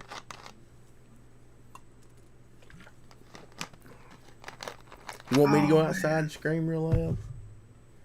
I'll probably wake my mom and dad up and they'll be like, what's going on? Yeah, there'd be a lot of lights coming on out here. I mean, this is kind of the country. Nothing happens out here. So when stuff does go down, like everybody comes out of their homes. They're like, what the hell was that? It's funded. Yeah. I'm excited. Now we can start doxing everybody who backed it. Oh, don't say that. Somebody will clip me saying that and be like, I told you to eat doxed people. I've only done how many campaigns? Didn't somebody accuse your campaign of being fake at one point? Oh, that was. They were like, it's just an elaborate ruse to dox people. That was sketch back in the day. My campaign wasn't even real. There was no book. It was just I was gathering names to sell to Vox Day or some kind of crap like that. And that was so stupid too. Oh. But at this point, I've ran, let's see, my 2 campaigns, Napalm Brothers, Vestry, and I've still not doxed anybody. Jalapeno Milk says, can we get an interview with Ralph? And Eric wants to know what Ralph thinks about it funding so quick. I don't know. I'll have to get back at you on that one. Ralph's pooping, guys. Ralph's busy. He's pooping. Ralph's got other things on, I'm sure. Probably really spurging about the COVID nonsense. 6%. He's probably washing his hands after poking through that 1-ply.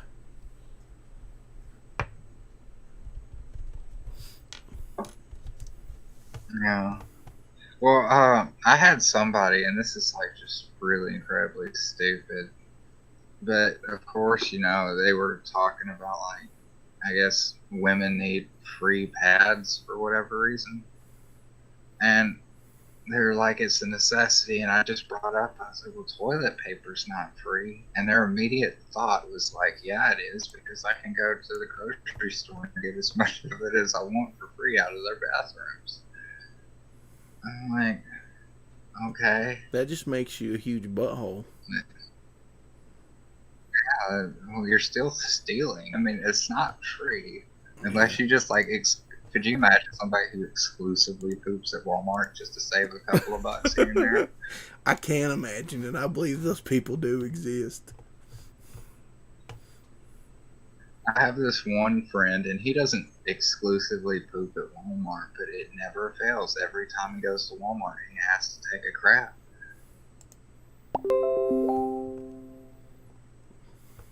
But, you know, thinking about it, you know, if the store were closer, I would give it a shot. You know? Could you imagine how much money you'd save if you didn't have to buy toilet paper? If I was in my camper traveling, like, because my little camper doesn't have a bathroom, Walmart is supposed to be like a safe area. You can always stay in there. Parking lots, I could stay. I wouldn't mind staying for like a week and just exclusively pooping in a Walmart bathroom. You're just gonna go live at Walmart for a while, Doug. Yeah, you'll In your just see camper. my little camper trailer sitting outside, and I'll plug into the wall behind one of the Coke machines and run my air conditioner.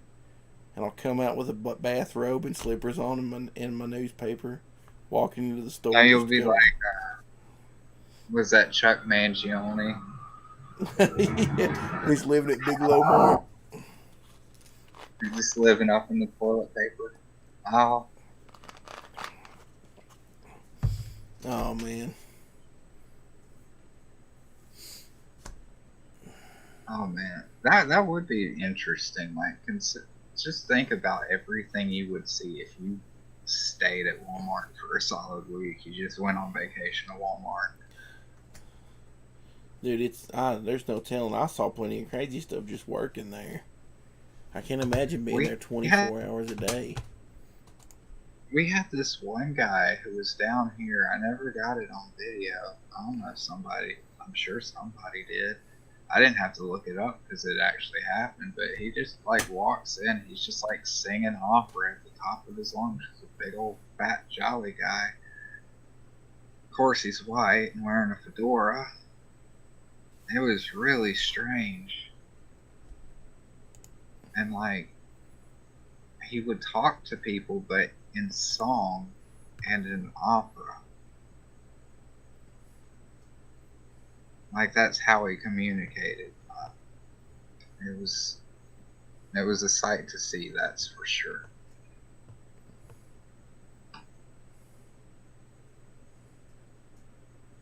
But if that guy exists, what else is out there that we're missing out on? We need to put some wildlife cameras out at Walmart. See what goes bump night. Hiroshi Paradox says, when I worked at Academy, there was at least 2 instances of grown adults pooping on the floor. It says one time was just inside a tent. Oh, that's so nasty. Zach Hawkins says, I didn't realize Chuck Mangione wasn't just a King of the Hill character until 2015. He's got some great tunes. Children of Sanchez comes to mind. I didn't know that either. I did, but because I used to watch it with my parents, and they were around in the 70s when Chuck Mangione apparently had like a hit or something. That's oh, I never even knew that. That makes it even funnier now. They might actually be living in Walmart.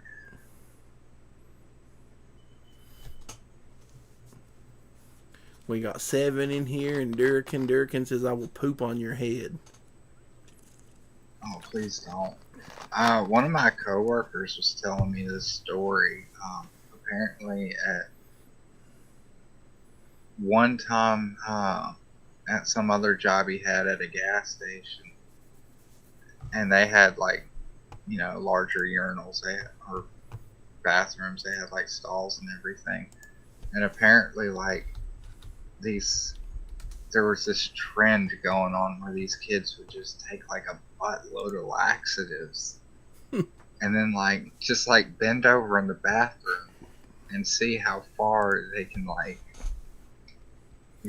projectile diarrhea, expel their bowels. I believe they done it in my town.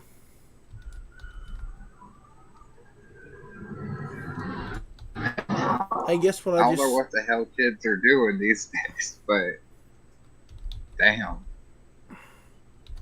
Guess what I just saw on Twitter? Walking into like just a shotgun blast of shit flying across the room, Doug. Hey, they used to do that, man, at my Walmart, because it would look like somebody stuck a piece of dynamite in their butthole and exploded everywhere. Yeah, the kids were doing it. It's like a game, like how you all do that. How far you can knock a loogie sometimes. Well, we used the other way.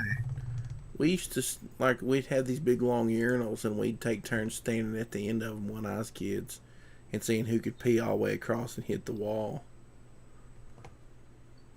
Well, at my store at one time, this dude made like, I don't know how to describe it. It was like if Spider-Man took his shit. And what they did is they just like draped toilet paper across the top of the stall. And they did it just so that they were able to, I don't know how this happened. I don't know if they picked it up and put it up there or somehow they actually cracked on it. But like in the center of like this nest of toilet paper, it's just hanging between the stall walls. There's just a huge log. And I'm just sitting there and I'm completely amazed and shocked and angry. I felt every emotion at the same time when I saw this and man, that was just insane. But I don't know if they like, it's hard to explain really, but they just had the toilet paper draped from one side of the stall to the other. And they just did it so much, and I guess maybe it fit. I don't know how they got it to stick. But it's just like a turd just cradled in this. And Jake, oh, sorry, go ahead. They had to have been in there for at least like an hour and a half. Unattended while they did this. Jake says some of y'all never had to clean a woman's restroom, and it shows. I have cleaned many a women's restroom, and it is far nastier than any men's restroom has ever been. I don't care what women say, they are gross.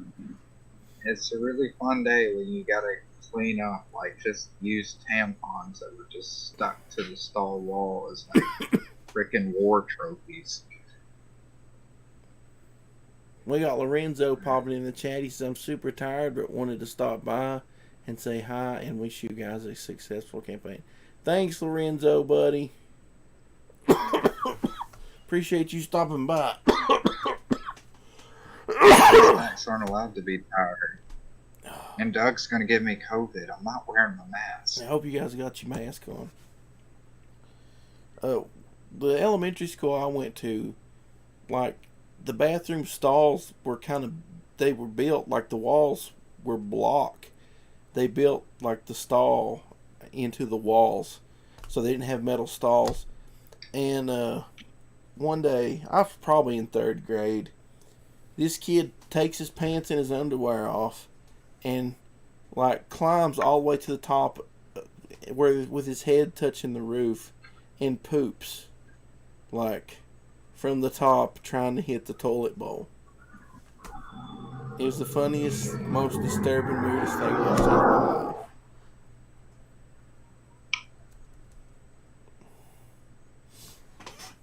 Did I lose you?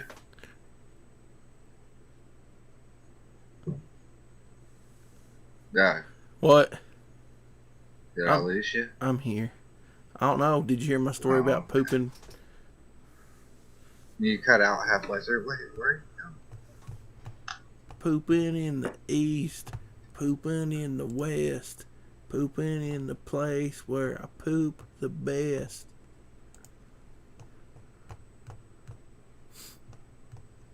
Yeah.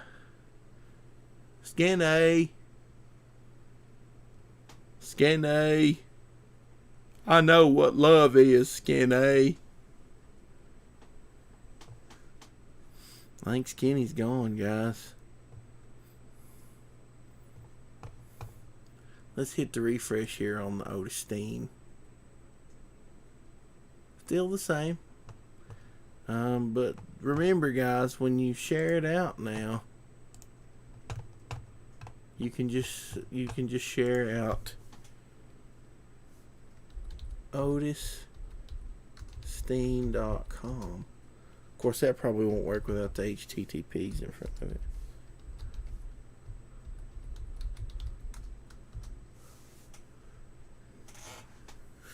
What is love? Baby, don't hurt me. Don't hurt me no more. Oh, there he is. The wife had to call. Oh, I was going, Skinny. I know what love is, Skinny. Because I'm Forrest Dump. I'm Forrest Dump and you're Skinny. I told JFK I had to pee.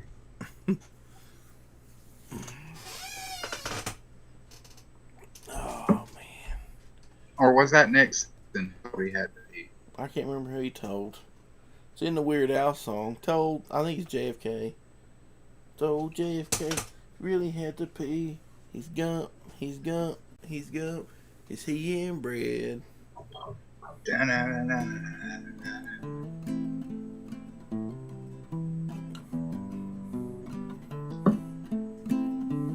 Oh, that sounds cool.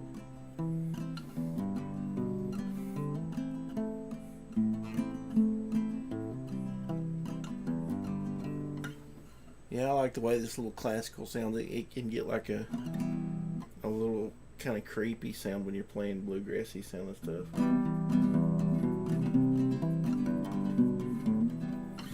I like it's bluegrass.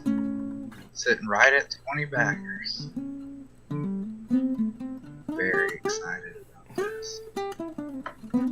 Well, I'm hoping we can get like 100, 150, 200 backers tomorrow. Yeah, but it's a good start. I just hate that I have to work during it. I won't be on as much. But now I am off on Saturday, so I'm going to be making the rounds on that day. If I'm streaming any, man, I'll be dropping links for sure. I'm sure we'll have quite a few people be backing in the morning. Some people probably hit the hay with the bed. I've not been streaming very consistently lately just because I feel like poop. But yeah, I hate that you're sick, buddy. It's just AIDS. You need to breathe into the bag of visions and drink some Sprite and have some chicken noodle soup. Yeah. At work, I don't know, man. I don't know if it's my sinuses or what, but like I'll just have an awful coughing fit, and my client cracks me up. He'll come running up to me, and he pats me on the back and goes, "I'll worry about you, Doug. I'll worry about you," and it cracks me up. He's such a turd, man. He is such a turd. But every once in a while he does something really sweet like that. And it's just it's kind of funny and it's kind of touching at the same time. Yeah. Well, I mean, the kind of people you work with aren't all there. Yeah, but most of the time all they can think about is me. What can I get? You know, they're like little kids.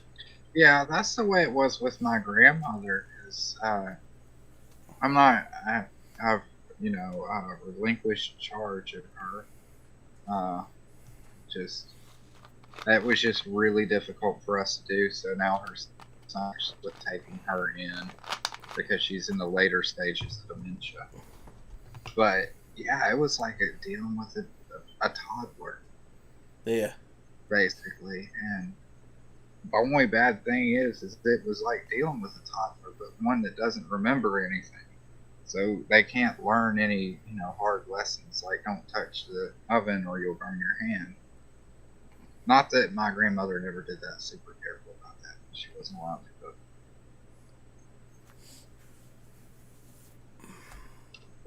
But yeah. Are they allowed to cook? Like, do they do anything like that? Depends on the client. The client that's still there, he doesn't cook, but his roommate that just moved out, I would let him cook breakfast because he kind of knew how, and he would need a little help. Like you just kind of have to watch him a little bit.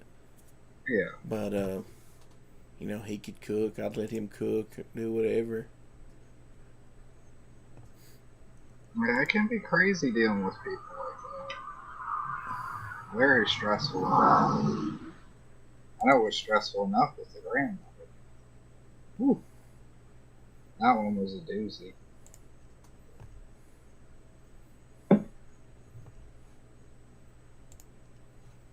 So apparently on Star Trek Discovery, they're going to put a trans person.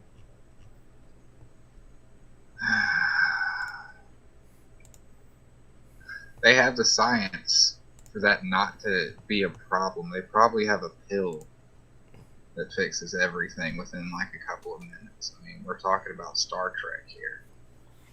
Well, you think, in the future they can help people with mental problems, so. Yeah, that too. They got, what was the name? Troy. Never liked her, dude, because, like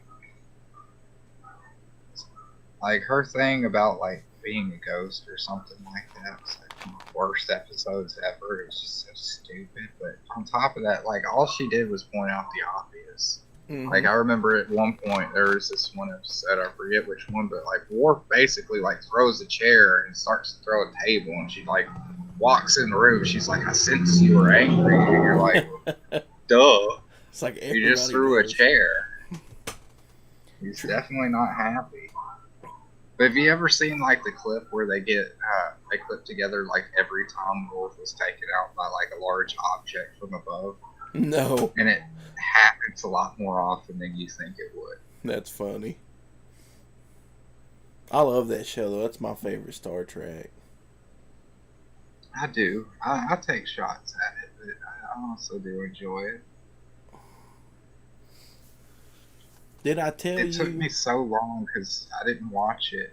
I watched Reading Rainbow first. It was really hard for me to get over Geordi for a while. My dad, man, he was a huge Star Trek fan, so, every time Star Trek was on, old, new, whatever, we watched it. So I didn't have a choice but to be a Star Trek fan. Yeah. It's just stupid that they would add it into Discovery. Because, like I said, like, at that point, they got the science where, like, the transition will probably take, like, minutes, if not an hour. Yeah, I don't know, it don't make no sense. But, did I tell you that I got the entire series of Magnum PI on DVD? I saw you posting about that. Yeah. Have you been watching it?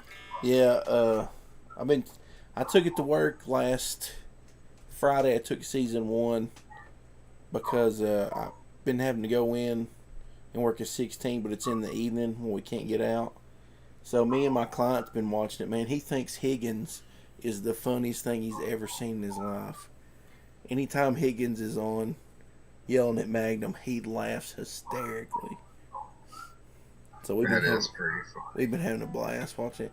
Yeah, my brother, the story works at, he put them all back for me anyways, but they were going to do inventory, so they come through and marked a bunch of stuff down. He got the entire series for like $10. Jesus. Yeah, I recently, like, what store was it?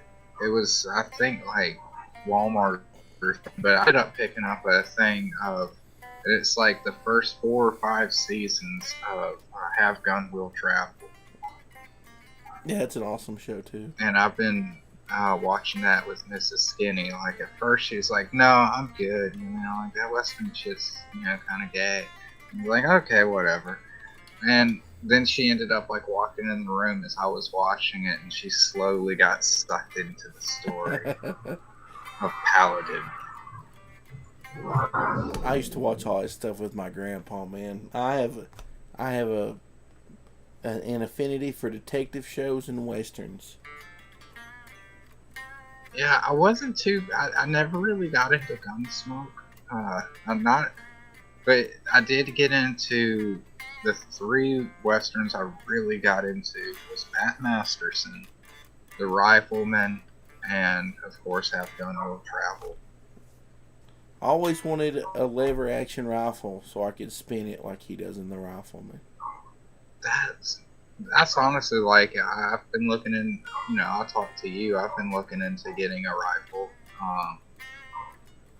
and I was looking at getting a repeater or lever action, tomato, I suppose. I'm not a gun expert. I know how to use them, I know how to clean them. Beyond that, I really don't know. I've got my my lone wolf gun. I've kind of been wanting to pick up another single action because I want to get into cowboy shooting. But yeah, that's why I'm looking into getting that rifle. You know, it's long range, and like you said, I was leaning towards getting like the 45. But then when you were like, yeah, you should get the 357 because you can shoot 38s out of it. It's like, oh, yeah. I want to go out there and plink some cans. yeah, because I mean, 38's cheaper than shooting 9mm. 45 has got, the 45 long Colt's got some power to it, but dang, they're expensive. I had a little, I can't remember what brand it was, but it was a single action revolver, and it was a copy of the Doc Holliday model, real short. And I think I bought a box of 45 long Colt, and it cost me $35 for 20. No, it's $35 for 50 rounds. It's ridiculous.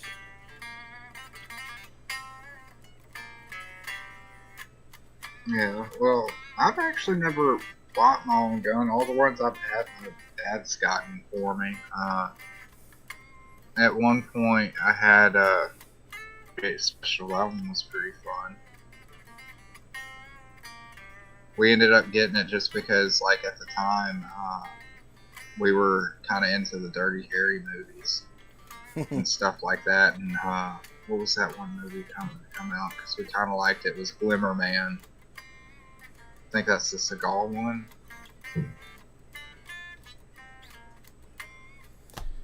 Yeah, I've had so many guns. I'm real bad to the trade though.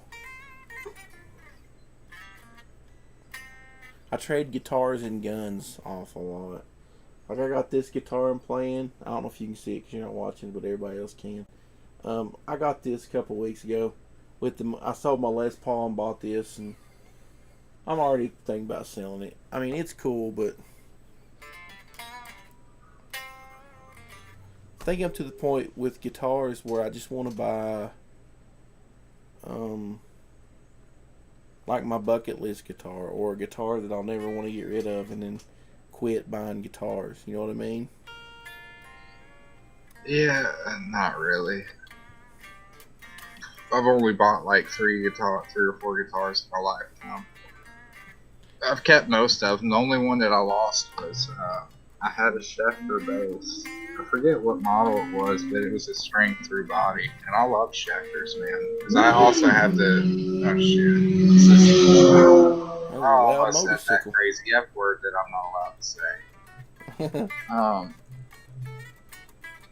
Anyways, yeah, this bass I had, I ended up having to pawn it because I needed money like really quick.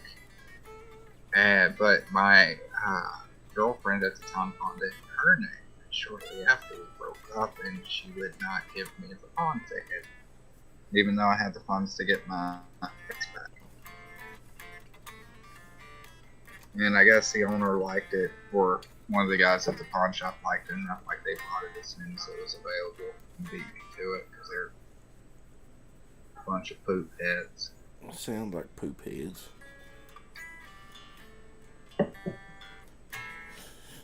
But beyond that, I have a Schecter C1 Classic. I recently got, I think it's a Fender acoustic I bought from a pawn shop. And then I've got, and it's Ibanez, but it's kind of like their Squire. It's a Tallman. I think it's a TCY10. Thin body electric acoustic guitar, which I do not recommend at all. The thing is a piece of junk.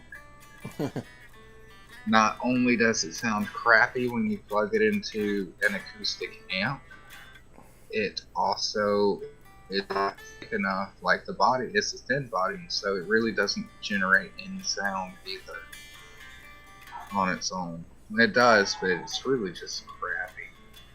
That's the first guitar I ever bought. And that's probably why it's a piece of poop. Yeah, what's the worst guitar you've had, Doug? I've had some pretty bad ones. Um, I had this no-name Les Paul copy.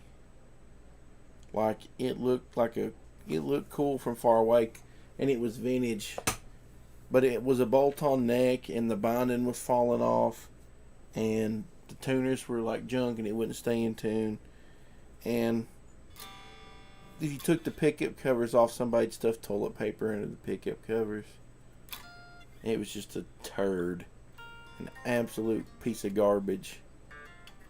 But it looked cool. Well, yeah, that one just got old and decrepit, I guess.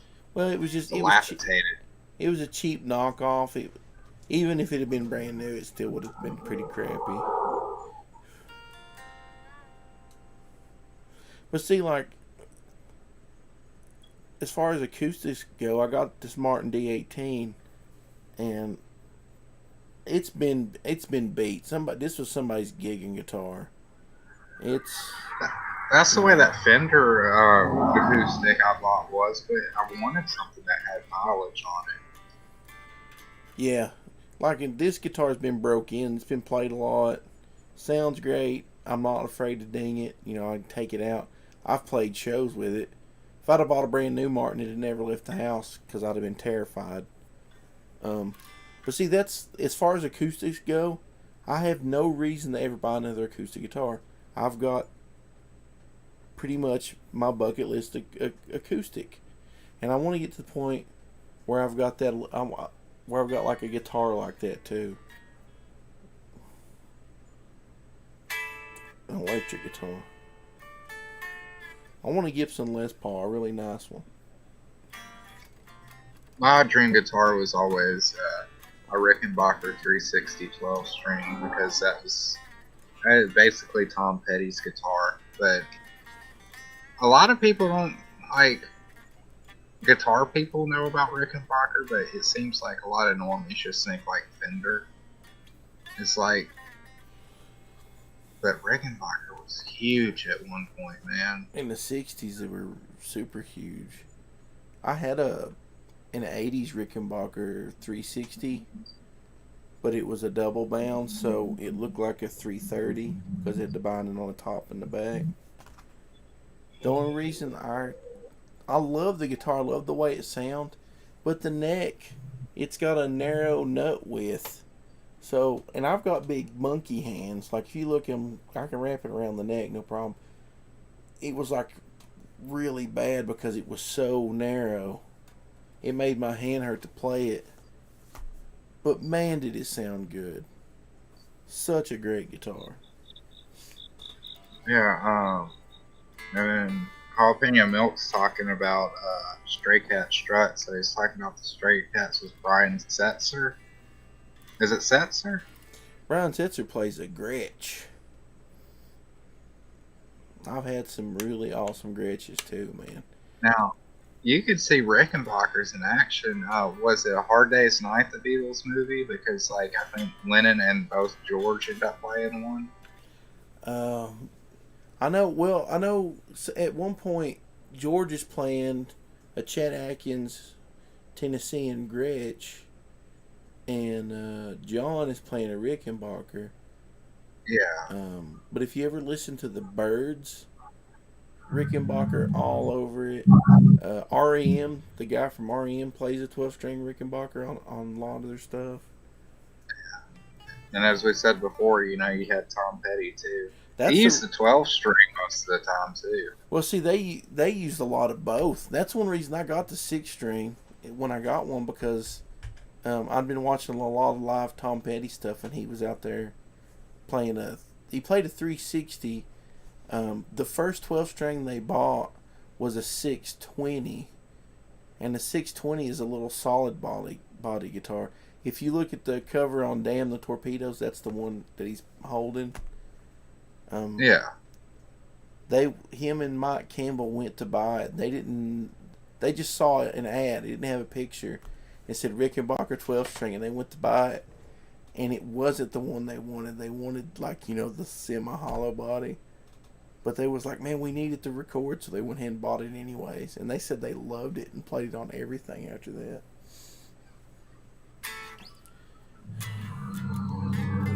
Yeah, and I don't know. That's my dream guitar, but those things were like $3,000 if you get them. Well, see, I bought a Firebird a couple years ago, and it was just because at one point Tom Petty, I think in the mid to late 2000s, was rocking a Firebird all the time. So Tom Petty's influenced quite a few of my guitar purchases. Yeah, God bless Tom Petty. Dude, he was playing shows and stuff until the day he died, and he didn't die young either. He actually just died not too recently, like last year, was it? He had just got off a tour. I think he'd only been off a tour like maybe 3 or 4 days when he died. But not only that, he was touring. He was putting out new albums, and they were all rock solid too. Yeah, dude. Tom Petty's one of the few artists where you could literally play any song that he's done or pop in any album, and I won't be tempted to skip a single song. His album Full Moon Fever is probably my favorite album. It's the first one where he just was Tom Petty, and we know it wasn't the Heartbreakers. That album is so good, man. Like, because he did one called like Wallflowers, I think. Yeah. Wasn't there like Hypnotic Eye or something to that nature? He done so much stuff. One of the greatest songwriters. Great band. Pretty much, I think I can honestly say that Tom Petty and the Heartbreakers is probably my favorite band of all time. They're mine too, man. Just rock solid group. The second most, I don't know. I really like the Presidents of the United States of America because, like, I don't know, they were just so weird and crazy, and they're one of the other bands where, like, any song that I hear from them, I won't be tempted to skip it. Because there's some bands where I'm like, I like this song, but the rest of it's just garbage.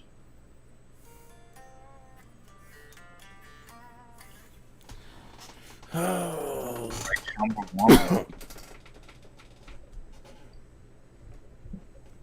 I feel like I've been run over by a truck. I'm very tired as well. I know I don't seem too enthused. I've also been working all day. Well, I'm dude, really happy. Like, my heart's racing. You may not hear it, but it's there.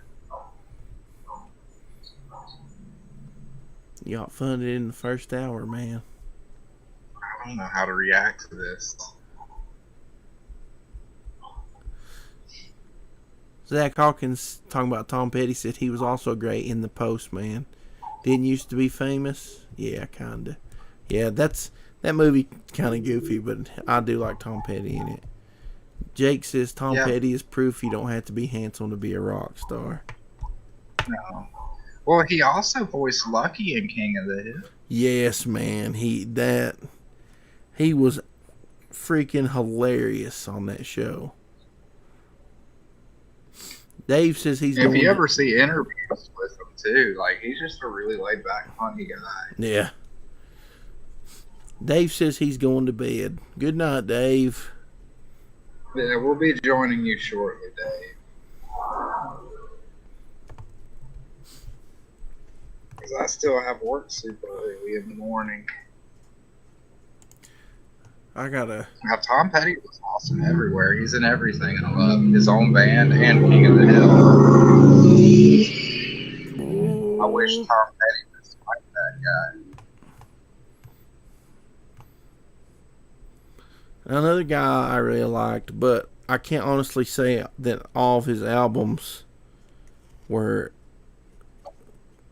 as amazing or as influential to me as Tom Petty.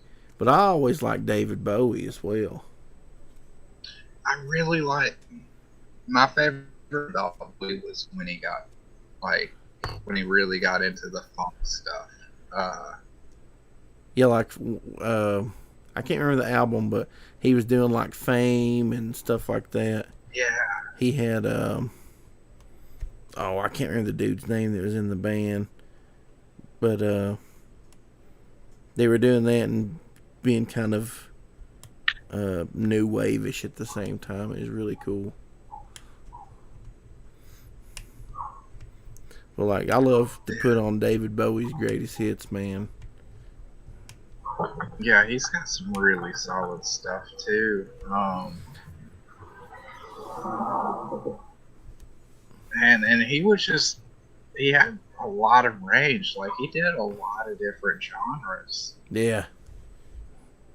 A lot of folks don't give him credit for it. They always say he's a crappy drummer, but Ringo Starr put out a lot of good stuff. And he was all over the place in his genres too. He just didn't catch on as much. But he was doing like ballads, and I think he did some country songs, and there's a bit of bluegrass and just kind of weird off the wall stuff too. It's like Octopus's Garden, just on steroids. Yeah. He had this whole album called "Living in a Pet Shop," or it just called Pet Shop, I believe.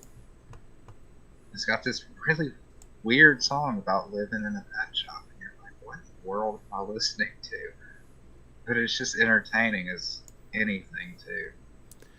You got a message in the chat says just dropping in to say congrats on getting funded so quickly. The book has a funky art style, reminds me of the 70s comics, parenthesis in an X style, and that is it's just U82. I guess that's how you say it. I don't know.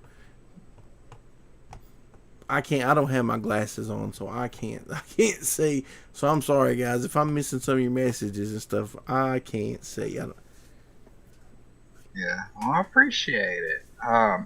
Yeah, one of the reasons why I did pick Carlos for this book is because, for some reason, his style that I ended up finding out what it was called. But it was a contour style, where that's the closest we can come to describing it. But I picked that because, like, it reminded me of, like, some of these kind of smaller, kind of, like, the Hammer films and whatnot from the 60s and 70s. And just those kind of, I don't know, you would say B-grade kind of feeling movies where they were cut from a different cloth of everything else airing at that time. Like Suspiria and stuff like that. I mean, they're cult classics now, but at the time of release, like, a lot of those movies just, like, bombed. Nobody cared.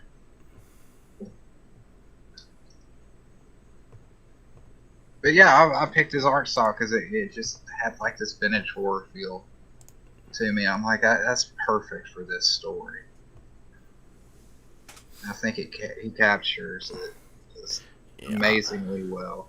I like it. It's something different, and like the kind of books like me and you are wanting to do, they need to look different anyways. You know. Well, like one thing that we decided to do, like up until like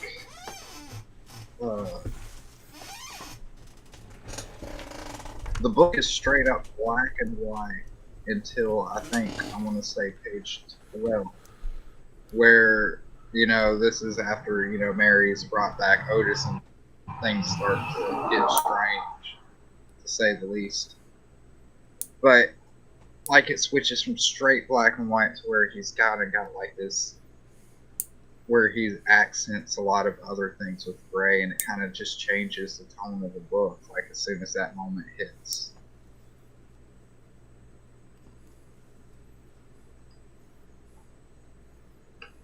Where you get more into the real horror stuff going on. We got Sam in the chat. He says, "Good morning, guys. Just woke up over here. Going to back this on Friday. Great launch you got there, Skinny." Thanks, Sam. Yeah. You'll have to DM me, Sam, but you know where to find me. Yeah, Sam, because we're doing international shipping on an individual basis, so if you want to back just hit us up and we'll set it up for you.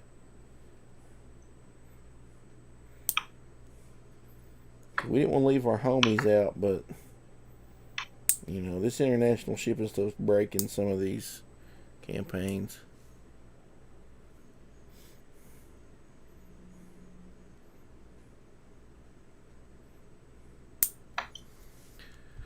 Yeah, let's see.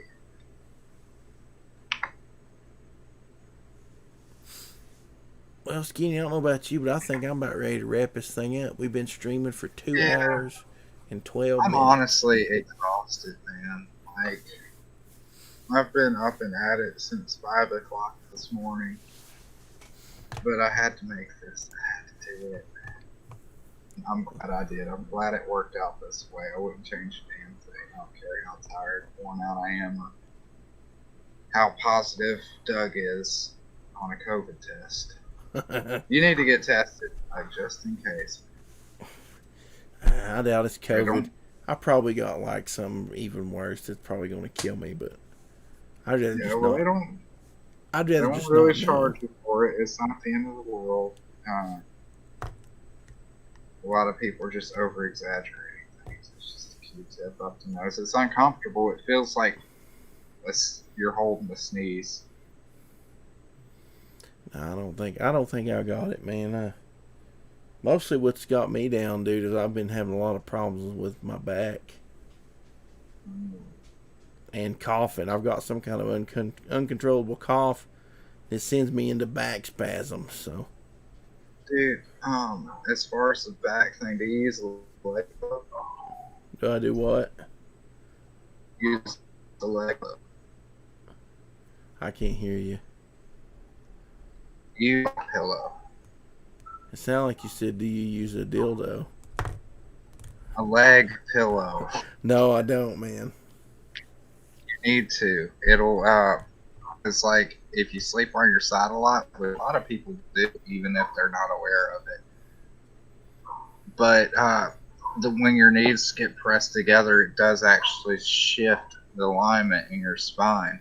But if you, like, take a couple of pillows and, like, get in the habit of, like, holding them between your legs as you're sleeping, it will actually help out your back a lot, dude. I swear by my leg pillow now. I mostly sleep on my back though, cause I'm in a chair. I sleep in a recliner most of the time. Stop sleeping in recliners. That's killing your back, because like you're supposed to, because like gravity and the constant compression of our spines. That's why they say like you're like, what is it, like you're 2 inches shorter or you're an inch shorter by the end of the day than you were at the beginning, or something like that. That's probably what's killing my back then. Because as you're laying down, your spine's not getting compressed. Like, it can, mellow out and relax. Eric Hawkins says, still sounds like Skinny's talking about a dildo. Oh. I will say, like, we got one of these service day beds, Mrs. Skinny and I. It's one of those memory foam ones. And I'm so happy with this one, dude. It's got, like, this copper-infused lining on the top, so it's like the bed stays cool. And you know how, well, God, Tennessee, you know how hot it gets down here. It's crazy. But that one's really good for your back, too. It's one of those memory foam mattresses. That's probably what's killing my back, though. I very rarely. I might lay down to sleep on the couch every once in a while. Most of the time, man, I sit in recliners to go to sleep. Hey, you don't need to do that. It's causing a lot of problems. You ain't kidding me, bud. My back's been so bad here lately, I can't hardly do nothing. Is it just me, or do you like laying down on hard surfaces, like just to pop your back? Like, I'd be like, ooh, let me just lie down on this really quick. And then I lay completely flat and my back sounds like firecrackers. I've been watching chiropractor videos where people's getting their necks popped and their back popped, and I want to go to the chiropractor so bad. I Yeah, feel like Mrs. Skinny has been watching those. I feel like that would solve like most of my problems. Well, I used to date this girl, and I would lay down on the ground, and she would pop my back. She would like step on certain spots and pop it. Man, and See, now I walk on Mrs. Skinny, dude, right? I Because I used to feel like $1,000,000 when I could get somebody to do that. I'll walk on your back, Doug. Dude, it'd probably sound like something exploding. It probably would. Cause But like, yeah, go to a chiropractor or something. They're not as expensive as you think. well, I think my insurance from work actually would cover most of it, anyways. Yeah, you'd be surprised. Like, it cost me like $30 to go. And it's freaking worth it, man. They had this little thing. It's like a tiny little jackhammer. Oh, man. Yeah, I need to go. But on your first go round, it may hurt. Just give it time. Man, I don't even care, dude. It hurts so bad now. I mean, I don't even know how to explain it. Like today, I went to talk to my mom. I couldn't even move my head. Like, from my lower back all the way up to the back of my neck. It was awful. It was just like throbbing.